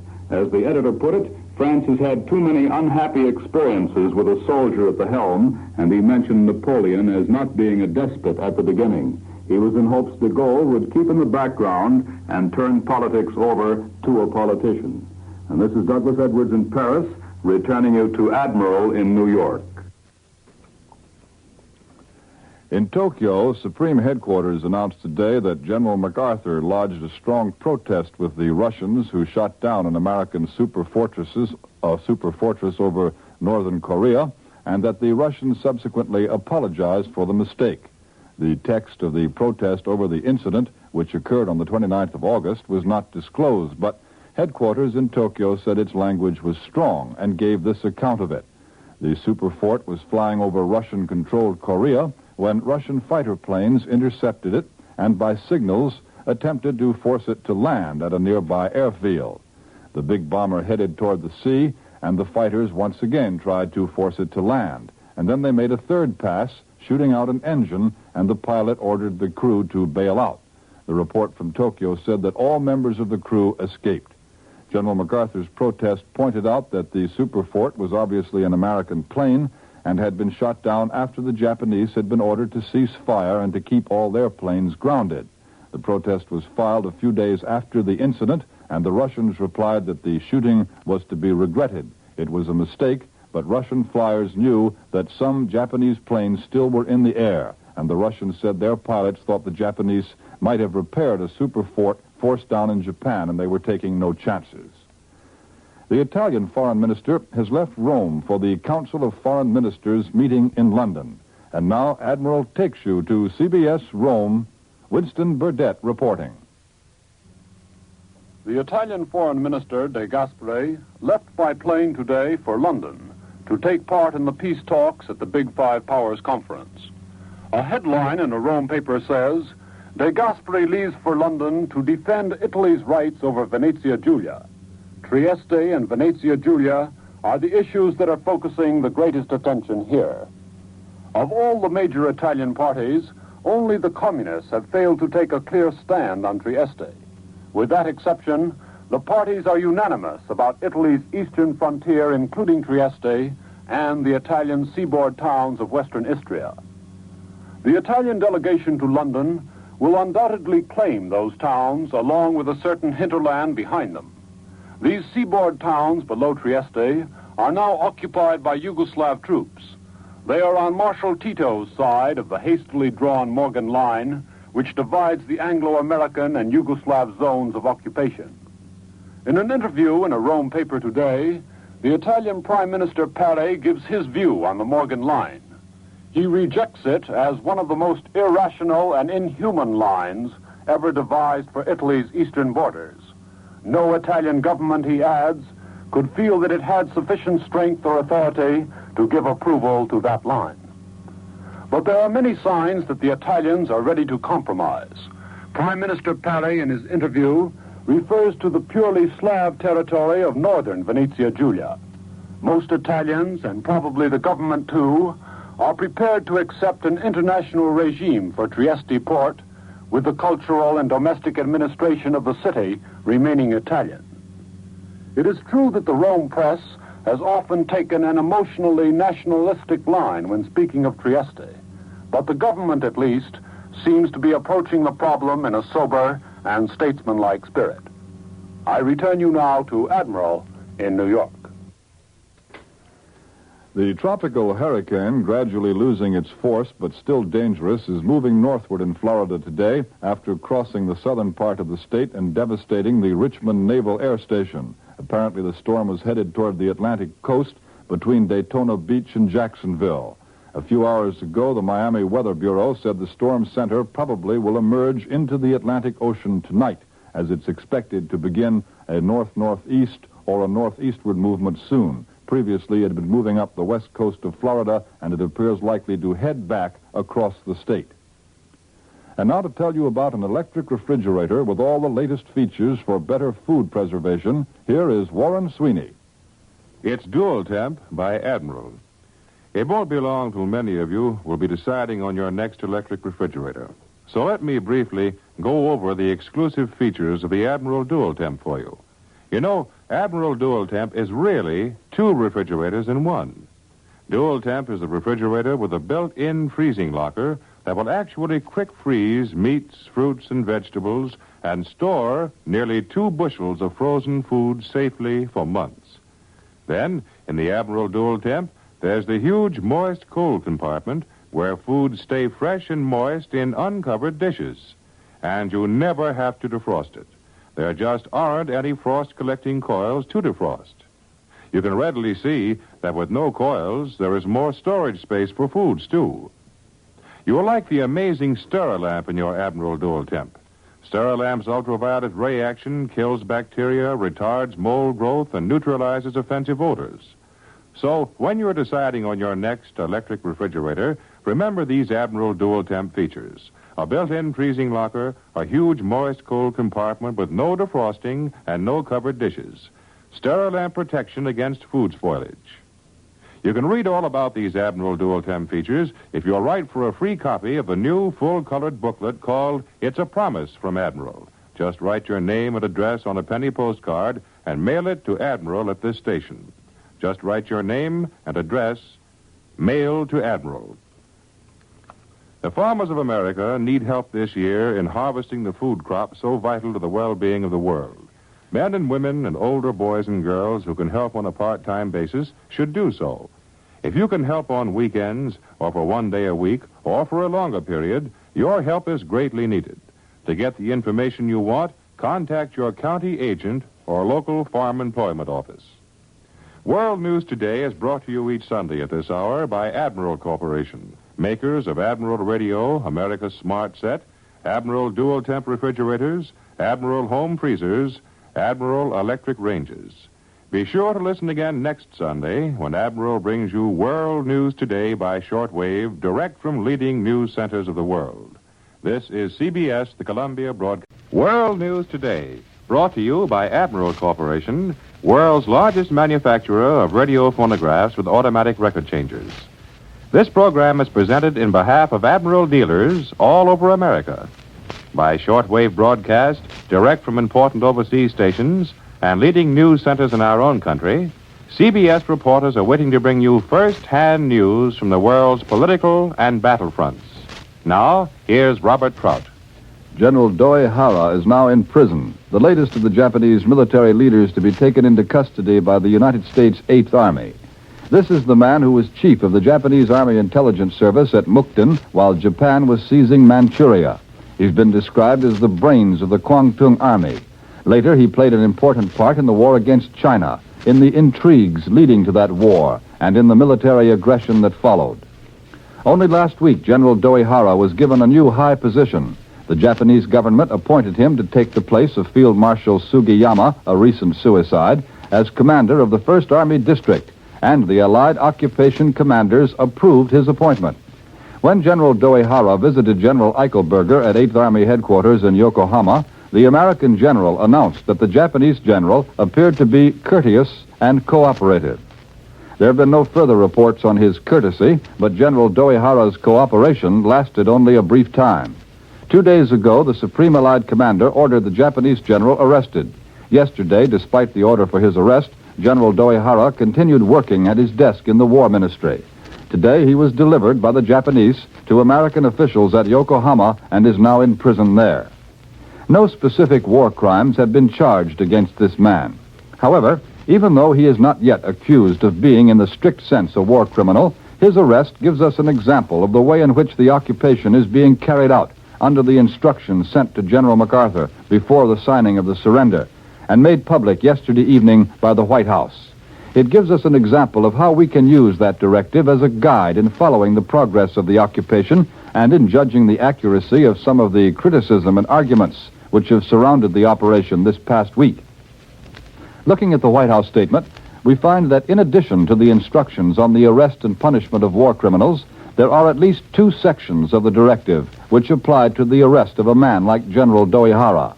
Under Part 1, entitled Ultimate Objectives, the instructions read, Japan will be completely disarmed and demilitarized.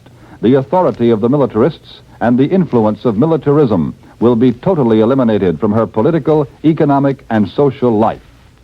Now, that's a broad, sweeping statement, but farther along in the document, the same idea is repeated in more definite and detailed terms. In Part 3, entitled Political, the first section is called Disarmament and Demilitarization, and here are a few sentences taken from that section. Disarmament and demobilization are the primary tasks of the military occupation and shall be carried out promptly and with determination. High officers of the Japanese Imperial General Headquarters and General Staff, other high military and naval officials of the Japanese government, leaders of ultra-nationalist and militarist organizations, and other important exponents of militarism and aggression will be taken into custody and held for future disposition. It's true the language is a bit dry and dusty. Official documents are not often exciting to read. As in legal papers, the words are selected not on the basis of pleasant sounds and attractive rhythms, but chosen with a view to making misunderstanding impossible. There's been a good deal of misunderstanding in recent days by those who did not know that this document existed and who thought that General MacArthur might be tempted to make his own foreign policy because he had not been given adequate instructions by the government. But now the initial policy governing Japan has been revealed. Everyone can see for himself how the actual developments in Japan compare with the instructions. The case of General Doihara is merely the latest example. Yesterday, General MacArthur asked for details of the Emperor's fortune. That is authorized by the very last paragraph of the directive, which says, Imperial household property shall not be exempted from any action necessary to carry out the objectives of the occupation. There will be more examples as time goes on. At this moment, Washington struggles with further policy making in many fields, so that those entrusted with the carrying out of the government's business may know in advance what our course is. And to hear more of some of these current problems, we take you to Washington, Tris Coffin reporting. This week will be one of decision in Washington. The spread of strikes and threatened walkouts in basic industries has forced the issue on wages, prices, and legislative program. The White House has been advised that reconversion may be stalled unless the strike issues are settled. And organized labor apparently wants to know what the administration is going to do about take-home wages, prices, and full employment before it sits down at the conference table. The full employment bill comes out on the floor of the Senate for debate on Tuesday. There will be some indicative votes during the week. Already, some of the conservatives have begun the attack on full employment. Senator McClellan of Arkansas called the bill a fraud in a caustic speech in Congress last week. The wage policy is up in the air. President Truman appeared to repudiate the theory of increasing wages up to new high levels while holding prices at his news conference on Wednesday. OPA Chief Chester Bowles raised the issue of price controls in a frank speech Thursday night. He, in effect, asked the administration whether it was going to hold the line all the way or give in here and there where pressure was applied. President Truman this weekend tried to line up the Democrats in Congress behind his program. He spent 2 days with them at nearby Jefferson Island. Thus far, Mr. Truman has had no more luck than Franklin Roosevelt in healing the breach between the liberal and conservative wings of his party. In fact, some of the votes on the jobless insurance bill amendments last week revealed he had lost ground. The most profound item on the foreign affairs budget, the $3 to $6 billion loan to Great Britain, is still being debated. The British have completed their case for a loan. The man on whom President Truman will rely most for guidance has not been convinced. He is Leo Crowley, head of the Foreign Economic Administration. According to his associates, Crowley is irritated because the British have refused to get down on their knees and say, "We are broke, please help us." Instead, their attitude has been, "This loan will be good medicine for both of us." I return you to Admiral in New York. Thus, the story from Washington. Now for a report from our correspondent in the Philippines, Admiral takes you to CBS Manila, John Adams reporting.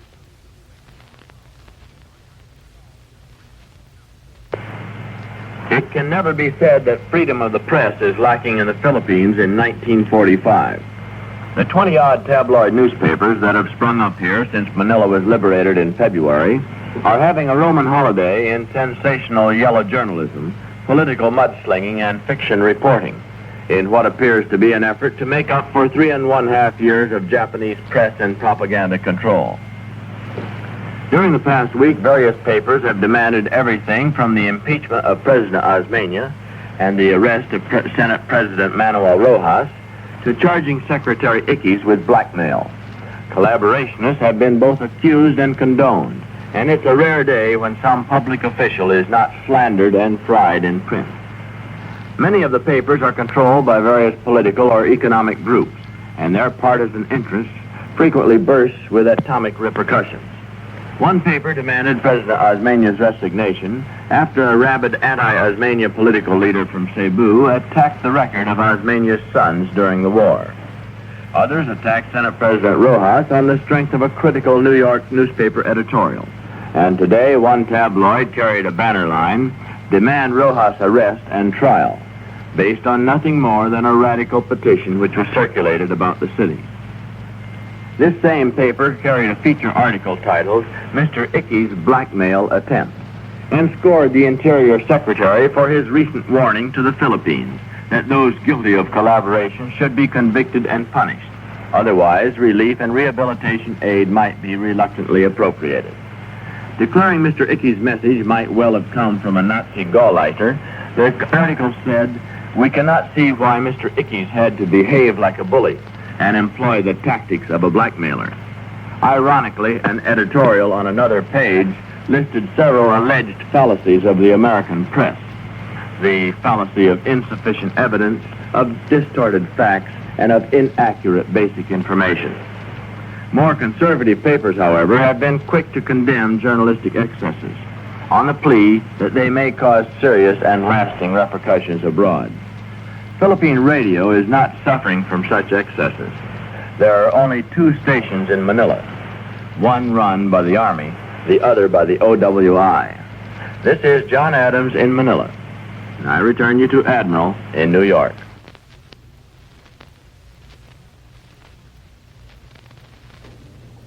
Next, a word from Warren Sweeney.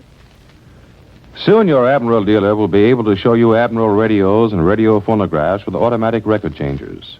All of them will be brand new 1946 sets, not pre-war models just made over. There'll be many completely new features developed by War Production to make your new Admiral all you've been hoping for. Your dealer will have Admiral accessories, too. Admiral lifetime precious jewel phonograph needles, Admiral replacement tubes, dry batteries for portables and farm sets, and Admiral record cabinets. Admiral major appliances, too, with many new and exclusive features, will set the pace for more gracious living. For example, Dual Temp, really 2 refrigerators in one, will have these exciting features. A built-in home freezer, a purified moist cool compartment with no defrosting and no covered dishes, more room for food because there are no space-stealing coils, and Sterilamp protection for foods. Admiral electric ranges and home freezers have equally new features and refinements. You can learn more of the beauty and fine mechanical qualities of all Admiral products if you'll write for a free copy of a 16-page, full-colored booklet called It's a Promise from Admiral. Simply write your name and address on a penny postcard and mail it to Admiral in care of the radio station to which you're now listening. That's all. Just your name and address mailed to Admiral. Now, here once again is Robert Trout. The problems of Europe are more and more the problems of America. In London, 5 high officials of state seek solutions for the difficult situations which grew out of World War II. For a report on their progress, Admiral takes you to London. Charles Shaw reporting. A favorite intellectual pastime these days in London, and I suppose in other capitals, is branding the culprit nation responsible for the Big Five foreign ministers' lack of accomplishments at their meetings here. Russia, at the moment, seems to be the popular choice here. But impartial observers aren't willing to absolve the United States and Britain of all blame. The truth seems to be that none of the big 3 foreign ministers has been willing to give as much as he wants to take. Nationalism and power politics are at the moment ascendant over international cooperation for the preservation of peace. There has been surprise that Russia wants a foothold in the Mediterranean area. That's surprise despite the fact that the Mediterranean area is as close geographically to Russia as to Britain. Russia has been criticized for forming an Eastern European bloc, even though the United States has established its influence over the whole Western Hemisphere and a good part of the Pacific. And if reports received here are complete and accurate, the United States shows no disposition to let any other country in on the occupation and treatment of Japan, not even as much as the Russians have let us in on the occupation and treatment of vast parts of Germany and her old satellites. On the other hand, Russia goes about concluding a sweeping trade treaty with the Hungarian government the Americans and British have denounced, and apparently without telling the other allies about it in advance. Russia's general hard-headed unilateral actions certainly haven't pleased the other allies. The British government, at the same time, is criticized by British liberals for her support of the Greek government, which the Russians claim is as undemocratic as we claim the Hungarian, Bulgarian, and Romanian governments are. The French and Chinese foreign ministers, meanwhile, have been mainly spectators at the meetings, a couple of country cousins. Prime Minister Attlee conferred on the foreign minister's stalemate this afternoon with his foreign secretary, Mr. Bevan. And the weekly news magazine, The New Statesman, says in its current issue, before the disconcerted eyes of peoples terribly conscious that real Big Five collaboration is the only alternative to catastrophe, the Council of Foreign Ministers, true to the fatal traditions of power politics, is playing a tragic comical game of strip poker. If we forget that civilization in Europe and the Pacific alike is in peril and continue to maneuver with an eye to blocks and balances of power, we shall reach an impasse in which the atom bomb spells common extinction. This is Charles Shaw in London. I return you now to Admiral in New York. In another part of Europe, in Rome, other peoples struggle to regain a satisfactory peacetime existence. Admiral now takes you to Rome. Winston Burdett reporting. The story of Italy's illegal arms traffic is one which may hold the key to political events in this country in coming months. Allied police authorities are frankly worried, and they express strong doubts as to whether the Italian police could cope with any armed uprising when Allied troops pull out. Allied police officials will tell you that Italy's leading political parties are today racing to get arms. They say that not some, but all of the major parties are building up their own arms stores. They believe that the 2 best armed parties today are the Communists and the Christian Democrats in that order. Our police authorities admit very frankly that the Allied campaign to persuade Italian partisans in the north to surrender the arms we dropped to them was a failure. The partisans made a token surrender of arms, including old blunderbusses and hunting rifles, but they kept many well-cased and well-greased machine guns, and they're known to have some anti-tank guns and the ammunition for them. There have been several sources of arms in Italy. Many were picked up from battlefields before Allied salvage squads could get them. Some were bought from Allied troops. Across the northeast frontier in Venezia Giulia, Italians have bartered wheat for weapons, and a certain amount of arms has been smuggled to southern Italy across the Adriatic from Yugoslavia. The Italian parties can now build up their stores on the market. The prices have been quoted in the Rome papers: $15 for a hand grenade, $120 for a rifle. Recently, Allied military police have carried out several determined arms searches and seizures in the north, but nobody can estimate how many arms are still out. There have been recurrent reports that an insurrectional movement would break out soon after Allied military government withdrew from northern Italy. The Allies have repeatedly postponed their departure, and rumor each time has postponed the date for the supposed uprising. But these reports have been substantial and serious enough to keep Allied authorities worried. At the same time, the communist press has charged that Italian industrialists in the north are building up their defense fund and arms store. The Allied police are aware of this move, too. In this situation, the six-party Italian government can do very little. The parties which form the government are themselves contending for control of Italy's police, and in the meantime are arming against each other. I return you now to Admiral in New York. France is preparing for local elections. Admiral takes you now to Paris. Douglas Edwards reporting.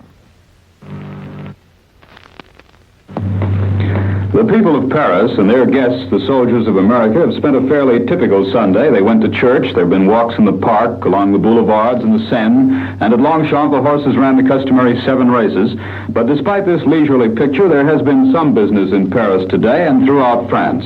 It was local election day when, for the first time in years, the people of the various French departments went to the polls to choose representatives in their local governments. They correspond to our own state legislatures. This morning's Paris press seemed pretty unanimous, as it has for days, in the opinion that the voters today were in reality giving a preview of how the nation will go in October at the general elections. The papers would have their readers believe that the history of France for the next 50 years was being written at the polls. And whether that's true or not, time will be the teller. And the only prediction qualified observers will make is that if there is any real trend, it will be to the left, which is not exactly surprising. And by the way, in that particular, on Tuesday of this week, a conference will open here in Paris, during which its proponents believe there will be created a World Federation of Trade Unions. This morning, in his suite at the famous Grand Hotel, Sidney Hillman, chairman of the CIO delegation, met correspondents and gave them a little background on the movement. Hillman, who incidentally has a son-in-law who is an employee of the American Embassy as labor attaché, having been appointed a good many months ago, Sidney Hillman told us that the spade work for this meeting had been done last winter in conferences in Paris and London, and it was hoped and believed, said he, that this Paris meeting will end with the establishment of an international labor organization. Hillman said the primary object was to make sure that the world stays at peace through a globe-spanning brotherhood of the little men, the men who don't want the wars in the first place. He said labor should have a voice in the peace because labor with management had a top part in winning the war. The AFL, he said, has refused to join the current conference, but Hillman feels sure it will eventually because, as he put it, the AFL is virtually isolated by the presence here of representatives of the 2 main railway brotherhoods. And he added that isolation goes for John L. Lewis, too. Hillman believes that if the nations of the world in 1936 and 1937 had realized that an agreement was available and possible on all basic problems, it is possible there never would have been a war in the first place. And he is confident that a world labor union is capable of averting another. This is Douglas Edwards in Paris, returning you to Admiral in New York. Columbia's military analyst, Major George Fielding Elliott, has been in Washington these past few days, inquiring into the state of the Pearl Harbor investigation. For his report, Admiral takes you to CBS Washington. Major Elliott reporting. The 5 senators and the 5 representatives who make up the Congressional Pearl Harbor Investigating Committee met during this past week for their first preliminary discussion. Talking to some of these gentlemen, the impression is very definite that they want to do a constructive job, that they are not looking for scapegoats and sensational headlines, but that they are, for the most part, anxious that their investigation and report shall be a useful contribution in formulating sound military and foreign policies for the future. Naturally, in a committee selected along political lines and composed of men in political life, political considerations cannot be kept wholly out of the picture. There will be a tendency for the Democratic members of the committee to seek to pass over lightly any criticism of the late President Roosevelt, for example. And there will be a tendency for the Republican members to try to emphasize such criticisms if they arise. But as one committee member pointed out, this will be the 4th official investigation of Pearl Harbor and probably the last. The public will expect something more than denunciations and criticism. It will expect constructive results that will have a part in guarding the country against any future disaster of the sort. The committee meets under conditions which will make such results a necessity, for it meets under the shadow of the atomic bomb and the other new and terrible weapons which this war has developed.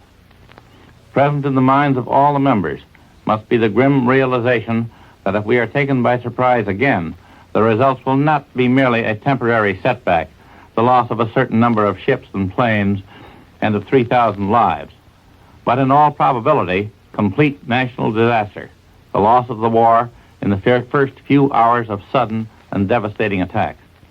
It's along these lines that the members of the committee must be thinking and will be thinking as they examine the evidence that will be laid before them. Their reputations are at stake and they know it. The country will be impatient with any attempt to make too much political capital out of an investigation whose results are fraught with such momentous possibilities. The members will be thinking less of just what should be the measure of responsibility assigned to this or that individual, and more about why the whole system worked so badly, why there wasn't a better balance between military and foreign policy, and why democracies must always be taken by surprise, or must they from now on? Wise considerations of these questions may lay the foundation of our future security. I return you now to Admiral in New York. In Tokyo, General MacArthur, acting at the request of the Philippine Senate, demanded today that the Japanese furnish his headquarters with a complete report on Filipino soldiers and civilians removed from the islands during the enemy occupation. The request was forwarded to General MacArthur in the form of a formal resolution passed by the Senate of the Philippines. And now, here once again is Warren Sweeney. For 3 full years, every Sunday for 156 weeks, Admiral Corporation has brought you World News Today as a public service. Admiral felt the American public deserved to get war news from all fronts in a complete and authentic manner. Admiral has been proud to be identified with a program so timely and so well accepted as World News Today has been. With the world at peace and our fighting men and women beginning to come home, Admiral is discontinuing its sponsorship of this program, although at least temporarily, Columbia will continue the program on an unsponsored basis. In parting, Admiral wants to thank all staff members of the Columbia Broadcasting System for their fine cooperation and excellent handling of World News Today. Columbia's far-flung news-gathering sources and representatives in every corner of the globe have made it possible to give you the news while it is still new. Admiral extends a special thanks to you, the listeners to World News Today. Your regular interest and your many fine letters have been very gratifying. Admiral shall always remember you and trusts that when you think of radios and major appliances, you will think of Admiral. Remember Admiral as the maker of Admiral Radio, America's smart set, dual-temp refrigerators, electric ranges, and home freezers.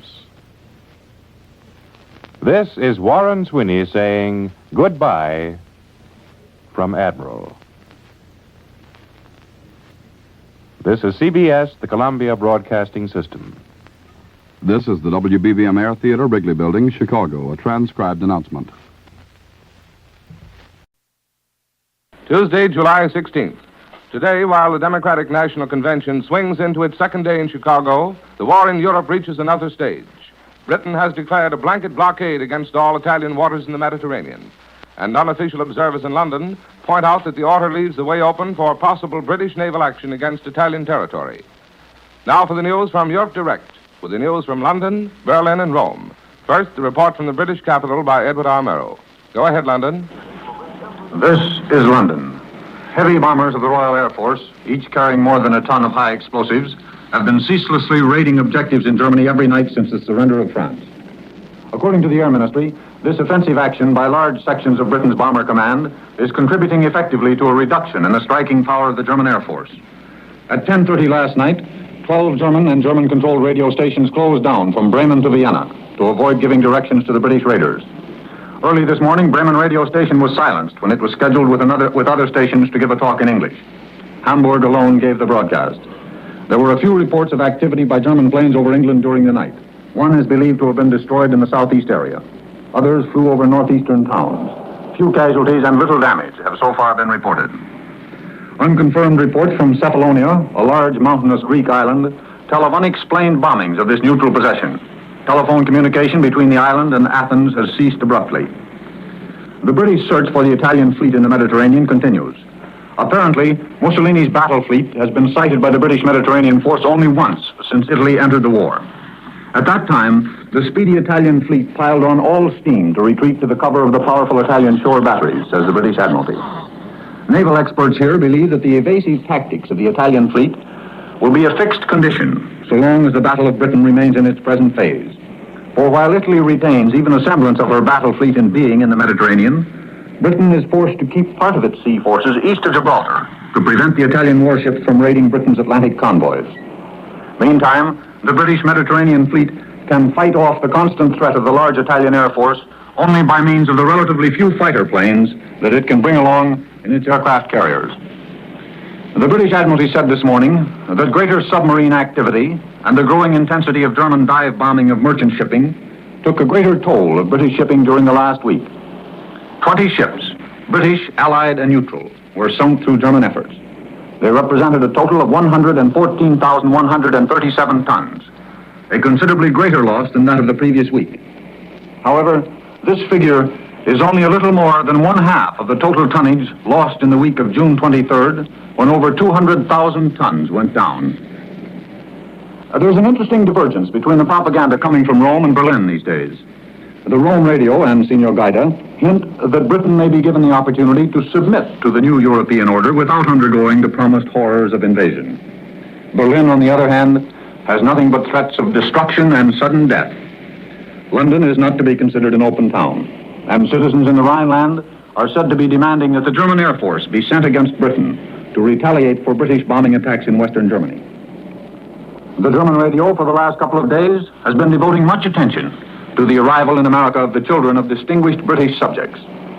We're told today that this off-again, on-again children's evacuation scheme will be the subject of a statement by Mr. Attlee in the House of Commons this afternoon. The Daily Mail complains that the government is fumbling again in the evacuation of children overseas. It's high time the government reached a definite decision and stuck to it. Parents, school teachers, and the children themselves have become thoroughly bewildered. The London Times this morning prints in a prominent position a letter from Sir Evelyn Wrench proposing that the whole scheme be turned over to voluntary organizations in this country. Meanwhile, parents are still registering their children. China has lodged a strong protest with Britain against the British decision to suspend the arms traffic over the Burma Road. The British want peace between Japan and China. They believe that both countries are tired of the war, and there are persistent rumors of a secret peace move with the British ambassador acting as mediator. Many people here believe that even Hitler would like to see peace in the Far East, so that Russia would have to look to her Far Eastern frontiers. British reporters in Washington say that the United States is sympathetic to peace moves in the Far East, and that official American opinion is, quote, understanding and uncritical, unquote, about British efforts to satisfy Japanese demands and wean Tokyo from the Axis. I return you now to CBS in New York. That was Edward R. Murrow reporting from London. Here is the Press Association dispatch from Tokyo. The Japanese Premier Admiral Yonai and his cabinet resigned today because of the steadily increasing pressure for a strong Japanese expansionist policy. The new cabinet, it is expected, will be pledged to an Army and Navy program calling for a Japanese Monroe Doctrine, not only covering East Asia, but the South Seas as well. Now, we've heard Edward R. Murrow reporting from London. In just a moment, we take you to the German capital for the report of Edwin Hartridge. Go ahead, Berlin. This is Berlin. Editorially speaking, and just that, the blitzkrieg against England is going on full force. For the price of a newspaper, the German reader can have his fill of editorial threats and also the official German version of how bad the situation really is in England. But with the exception of the aerial and U-boat campaigns, that is about all the activity we can discover in that direction during these dull days before the storm is supposed to break. The papers continue their story that the British are on the verge of a panic, that they're wandering around without any idea of how to defend their country, and that the food supplies are reduced. Well, generally speaking, the German papers think that the average Englishman is having a pretty bad time of it, and the worst is yet to come. In line with its new totalitarian regime, France is now to have a sports dictator. I found this item in the Deutsche Allgemeine Zeitung this morning. And the new sports hero will be France's great tennis champion, Jean Barotra, the bounding Basque. Americans will remember him as member of the great French team that won the Davis Cup in the United States years ago. Now Jean Barotra has been appointed to his new post by General Vagon, the French Minister of Defense. And the former tennis champion will have the full support of the Army, General Vagon has assured him. The only other mention of France in the papers this morning is the reiteration of the German claims that have been featured the last week. It is a German complaint about the French mistreatment of German soldiers and civilians during the wartime. But the press campaign against the French still goes on. Approximately 20,000 Italian workers are shortly to arrive in Germany to be employed in industrial plants throughout the country. The first group of 716 will be sent to Rosenheim tomorrow. There's a great shortage of labor in Germany today due to the tremendous demands on the manpower of the country by the huge army machine. And so the southern partner of the Axis will help to cut down the shortage somewhat by exporting industrial workers. The rocky citadel of Gibraltar was bombed again on Sunday night, according to stories in the German press picked up from Madrid papers. In these stories, the identity of the attacking bombers is not made known. And in the reports of previous aerial attacks on Gibraltar, this same failure to identify the bombers was also noted. It has been one of the few instances where the belligerents who would most naturally be concerned have failed to advance any claims that their respective air forces were involved in the attacks on the British naval base at the western entrance of the Mediterranean. Then there was a report this morning that German planes bombed the Sea of Strasbourg last Friday night. 40 incendiary bombs were dropped from the low-flying planes. And according to the official German statement, some of these landed within 100 yards of a military hospital, the suburb of Neudorf. In a story this morning about the Democratic Convention in Chicago, the Deutsche Allgemeine Zeitung writes that the nomination of President Roosevelt for a third term may be expected on the first ballot. The Berlin paper states that there is overwhelming support for the renomination among the 1,094 delegates. And if the president does not choose to run again, then his influence will govern the choice of his successor. This is Edwin Hartridge. I return you now to Columbia, New York. This is New York, and now we take you to the Italian capital for the latest news reported by Cecil Brown. Go ahead, Rome. This is Rome. Italian airplanes for the first time bombed British bases in Palestine. The Italian High Command reports that fascist airplanes roared over Haifa in the Holy Land, dropping bombs on oil depots and hitting the refinery. Numerous fires were started. The Italian pilots reported on their homeward trip that they could see the fires from 100 miles away. The war communique reports that in East Africa, brilliant action enabled Italian troops to occupy 4 villages near the Kenya frontier. British planes attacked Tobruk, the Italian sea and air base in Libya on the Mediterranean, but the High Command says it was unsuccessful. A British plane was shot down and the crew taken prisoner.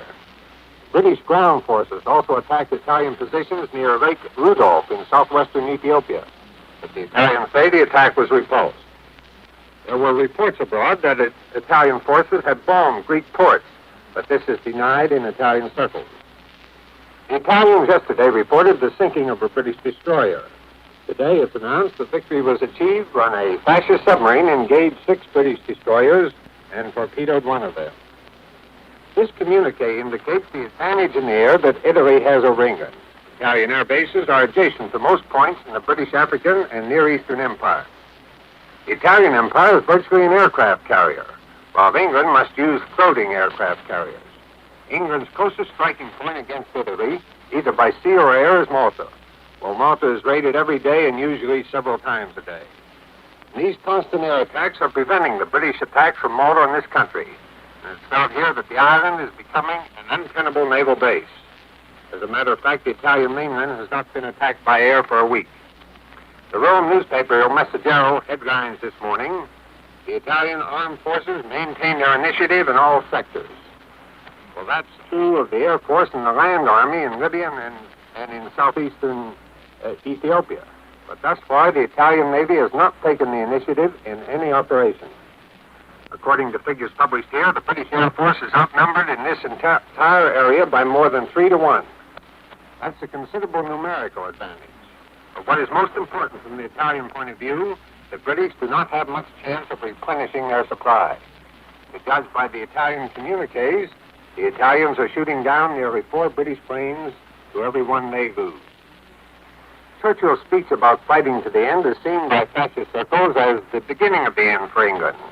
Many circles here, including neutral diplomats, believe that the prospects of England making peace now are brighter than ever before. That certainly is the attitude of the fascist press. The papers today picture a wave of defeatism in England. They say that Churchill's speech did not express the feelings of Englishmen.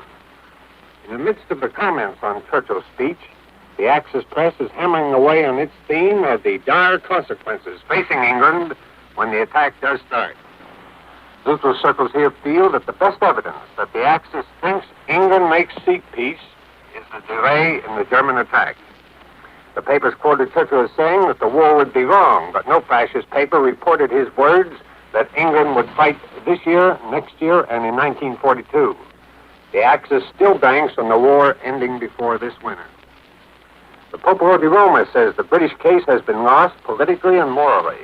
It says England's coalition mania induces her to appeal to a world that has become, for the most part, indifferent toward her. And this, the paper adds, is precisely the case of the United States. This morning's papers make no editorial comment on the biggest story in America, the Democratic Convention. Their stories feature the discovery of a dynamite plot near Chicago, and they expect that President Roosevelt will be renominated. The papers today print a story from Athens that the English have asked the Egyptians to disarm and turn their guns over to the British. The papers say this action is to force the hand of Egypt and, as they put it, to induce Egypt to adopt a policy contrary to her interests. This is Cecil Brown in Rome, returning you to Columbia in New York. This is New York. Here is a late dispatch about the Democratic National Convention in Chicago. Draft Roosevelt forces now are claiming that they have enough delegate votes lined up to win by a landslide on the first ballot. They say that 904 of the total 1,094 votes already are pledged for the president. In Cairo, Egypt, a Royal Air Force communique says that British Royal Air Force planes have bombed Italian bases at Tobruk, Badia, and El Ghazala in North Africa, and El Fadia and Dir Dawa in East Africa. Direct hits were scored on 2 large naval oil tanks at Tobruk, the communique said, and many bombs burst in the target area there. And with these dispatches, we conclude this morning's report of national and international developments. Edward R. Merrill reported from London, Edwin Hartridge from Berlin, and Cecil Brown from Rome. Larry Elliott speaking. This is the Columbia Broadcasting System. Wednesday, July 17th. In Chicago, the Democratic National Convention is all set to renominate President Roosevelt tonight, 1 day ahead of schedule. And in Europe, the war continues with the resumption of daylight German bombing raids on the British Isles, with their heaviest thrust at northeastern Ireland. British planes, meanwhile, made another of their nightly raids on German bases. Now the news direct from Europe, London, Berlin, and Rome. First, the report from the British capital by Edward R. Murrow. Go ahead, London. This is London. American opposition to the closing of the Burma Road, as expressed in Mr. Cordell Hull's statement yesterday, caused some surprise in London. We have been told that Washington had been fully informed of each step in the negotiations between Britain and Japan, and that no objections had been raised. Talk about keeping open arteries of commerce in every part of the world sounds rather strange to the British at a time when they are fighting without effective allies for their very existence. The whole British attitude will probably be made clear in a statement in the House of Commons this afternoon. Press comment on the Far Eastern situation this morning emphasizes that Britain would welcome Washington's aid in attempting to settle the war. But no one knows what, if anything, Washington is prepared to do. This morning's Times, in commenting on yesterday's announcement in Washington, says, Mr. Hull's statement will doubtless be well received by the Democratic Convention. Tokyo reports that final and official agreement on the Burma Road has been reached. Sir John Anderson, the Minister of Home Security, found himself in the midst of an unexpected parliamentary storm last night. He asked the House of Commons to rush through a bill setting up special war courts in parts of this country affected by attempted invasion or severe bombing. The bill provides for special one-judge courts without juries, with power to impose the death sentence on civilians for such offenses as looting. There would be no appeal from the court's decision. The House of Commons didn't like Sir John's proposal, and he was barely able to finish his speech, so frequent and insistent were the interruptions. The Minister of Home Security finally had to climb down and agree to furnish more details and to discuss the matter with individual members of the House. It was the clearest indication that we have yet seen that the House of Commons has not abdicated, and that the essentials of democracy remain, despite the sweeping dictatorial powers voted to the government. While the Axis propaganda machine continues to threaten Britain with a peace ultimatum or immediate invasion, the only land fighting in this war is in Africa. The official communiques from this region provide very little information. Today's Daily Herald lists the places on the frontier of the Sudan and Italian East Africa captured by the Italians and says, the layman's desire for information is not satisfied with such phrases as withdrawal according to plan. The time has arrived, says the Herald, when the Foreign Office should give us a complete survey of the war in Africa to date. London afternoon newspapers devote their front pages to President Roosevelt's statement that he does not want a third term. Editors seem to agree that he will be nominated for that third term. According to an official announcement from the Ministry of Labor this morning, the cost of food has risen 6% during the last month. On Tuesday of next week, the British taxpayer will receive some bad news. The Chancellor of the Exchequer will announce his supplementary budget. It is certain that the income tax will be increased, and the excess profits tax will probably go up. The willingness of the British public to accept the heaviest taxation in their history is impressive.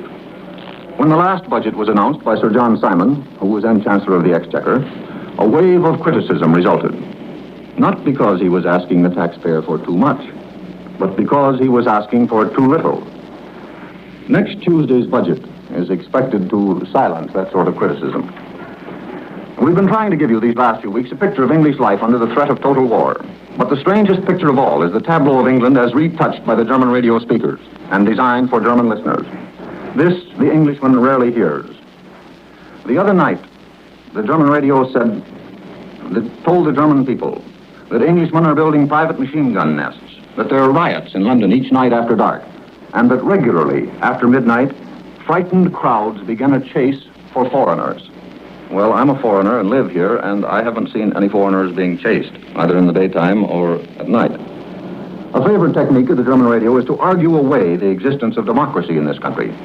The Deutschlandsender declares that criticism of the government brings deportation, and that government plans to suppress all newspapers and institute one official newspaper, and that Englishmen are sentenced to 5 years imprisonment for tuning in to German radio stations. The only comment to make on that statement is that it just isn't true.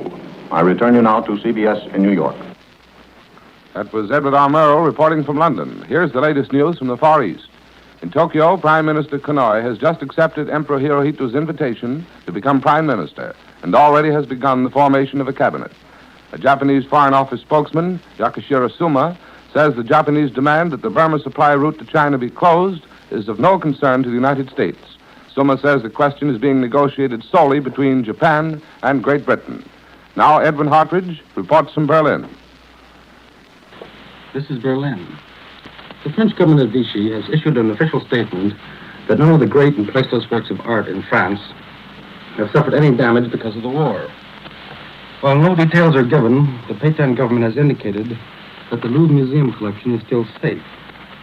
When the war started, all the great paintings, the famous pieces of statuary, including the Venus de Milo and the Winged Victory of Samothrace, and other artistic heirlooms, were hastily crated and carted away to the countryside. There, in special secret vaults, they were stored for the duration of the war.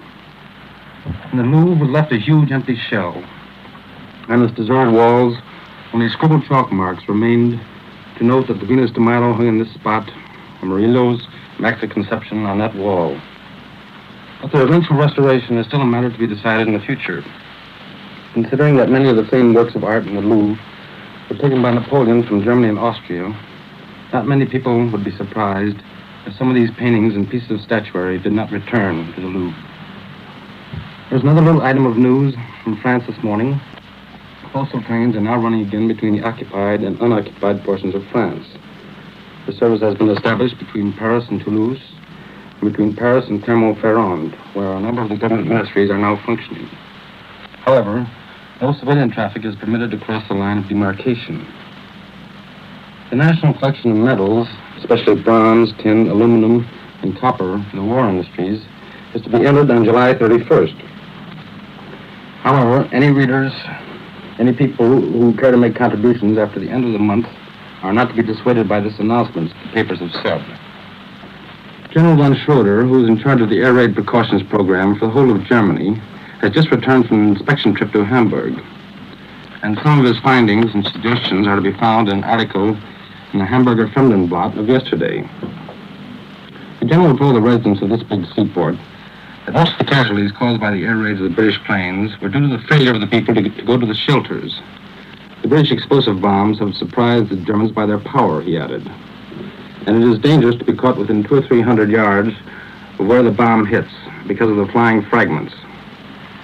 Then for the Hamburg district, an order has been issued forbidding anybody from camping on the banks of the Elbe River, either above or below the city. And the children are warned against trying to collect bomb spinners, especially on the Hamburg rooftops. Another but lighter ARP item is found this morning in the German press. Special box shelters have been designed for the protection of cows, pigs, horses, and other livestock during air raids. And all the owners of cattle are urged to buy these animal ARP shelters, particularly if they are located in any one of the areas visited by the British planes. Rationing is being introduced in Holland, according to a story in the Deutsche Zeitung. This paper is published by the Germans in the occupied territory of the Netherlands. The Dutchmen will be allowed 250 grams, or slightly more than a half a pound, of butter, margarine, or fat per week. And then flour, rice, shredded oats, and other cereals are also to be rationed, as reported. The Börsen Zeitung carries a semi-editorial today dealing with reports that the New York banking firm of Kuhn, Loeb & Company has purchased, quote, a considerable part of the shares, unquote, of the Chicago Daily News. This paper, as you know, is published by Colonel Frank Knox, Secretary of the Navy.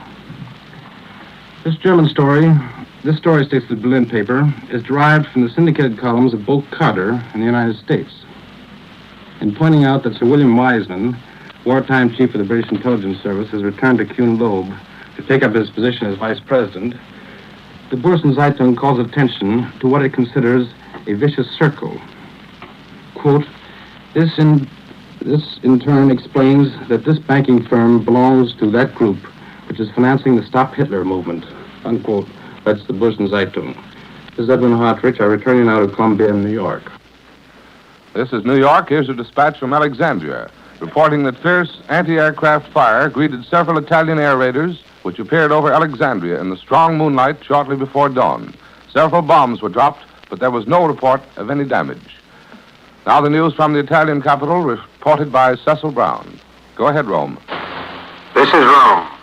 Italian bombers again raided Alexandria. It was announced today by the Italian High Command, but no results of the air invasion were given.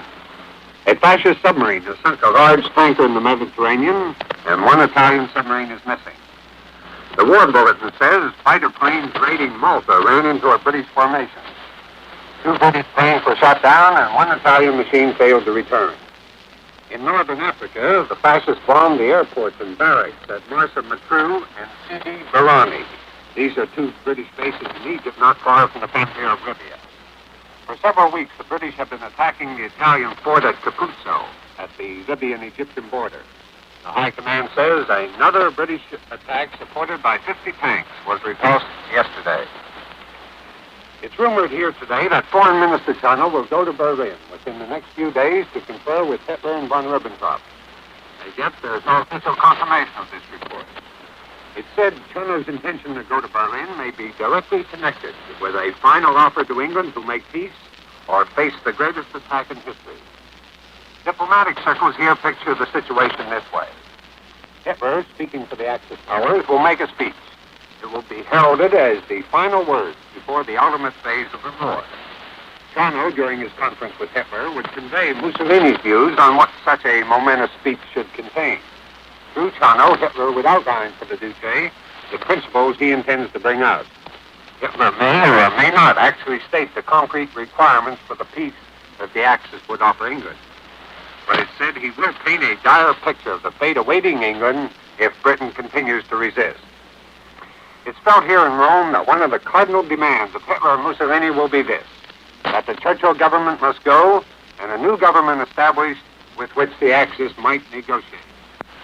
That is the chronology of events as seen in some quarters here. It will be the Axis way of saying to Great Britain, make peace or suffer the consequences. The fascist press gives a preview of the military consequences. One paper headlines, quote, "Defense of London will bring the destruction of the city," unquote. And another says, "Reign of terror in besieged England." The Popolo di Roma this morning says there is a wave of panic in England. According to this paper, England is cut off from phone and mail communication with the continent. Newspaper correspondents are subjected to an iron censorship. The people are rebellious against the Churchill government. They are overwhelmed by a great fear of defeat. The paper says that at best, England has no more than 10 to 12 divisions worthy of the name. The other troops are poorly trained or have no equipment. Every family has stocked up provisions for 30 days. The fascist paper says England is blockaded, that her gasoline supplies are running short. Most of her ships are being used to bring in food supplies. Her plane production has been so disturbed by Nazi air attacks that today Britain has the same number of machines as she had a month ago.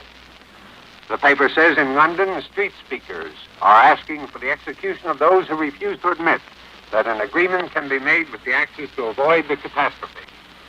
At the same time, the paper says no one in England can speak about the war unless he speaks of victory. And that's the picture of England, panic-stricken, opposed to Churchill, in a state of siege, as seen by the Rome newspaper Popolo di Roma. This is Cecil Brown in Rome, returning you to CBS in New York. This is New York, and here's the situation at the Democratic National Convention in Chicago. President Roosevelt now is expected to be nominated for a third term tonight, a day ahead of schedule. Last night's message from the president announcing that he was not seeking renomination and did not want to be president and releasing the delegates committed to him is reported to only have spurred the draft Roosevelt movement in Chicago. And so we conclude this morning's report of national and international developments. Edward R. Murrow reported from London, Edward Hartridge from Berlin, and Cecil Brown from Rome. This is the Columbia Broadcasting System.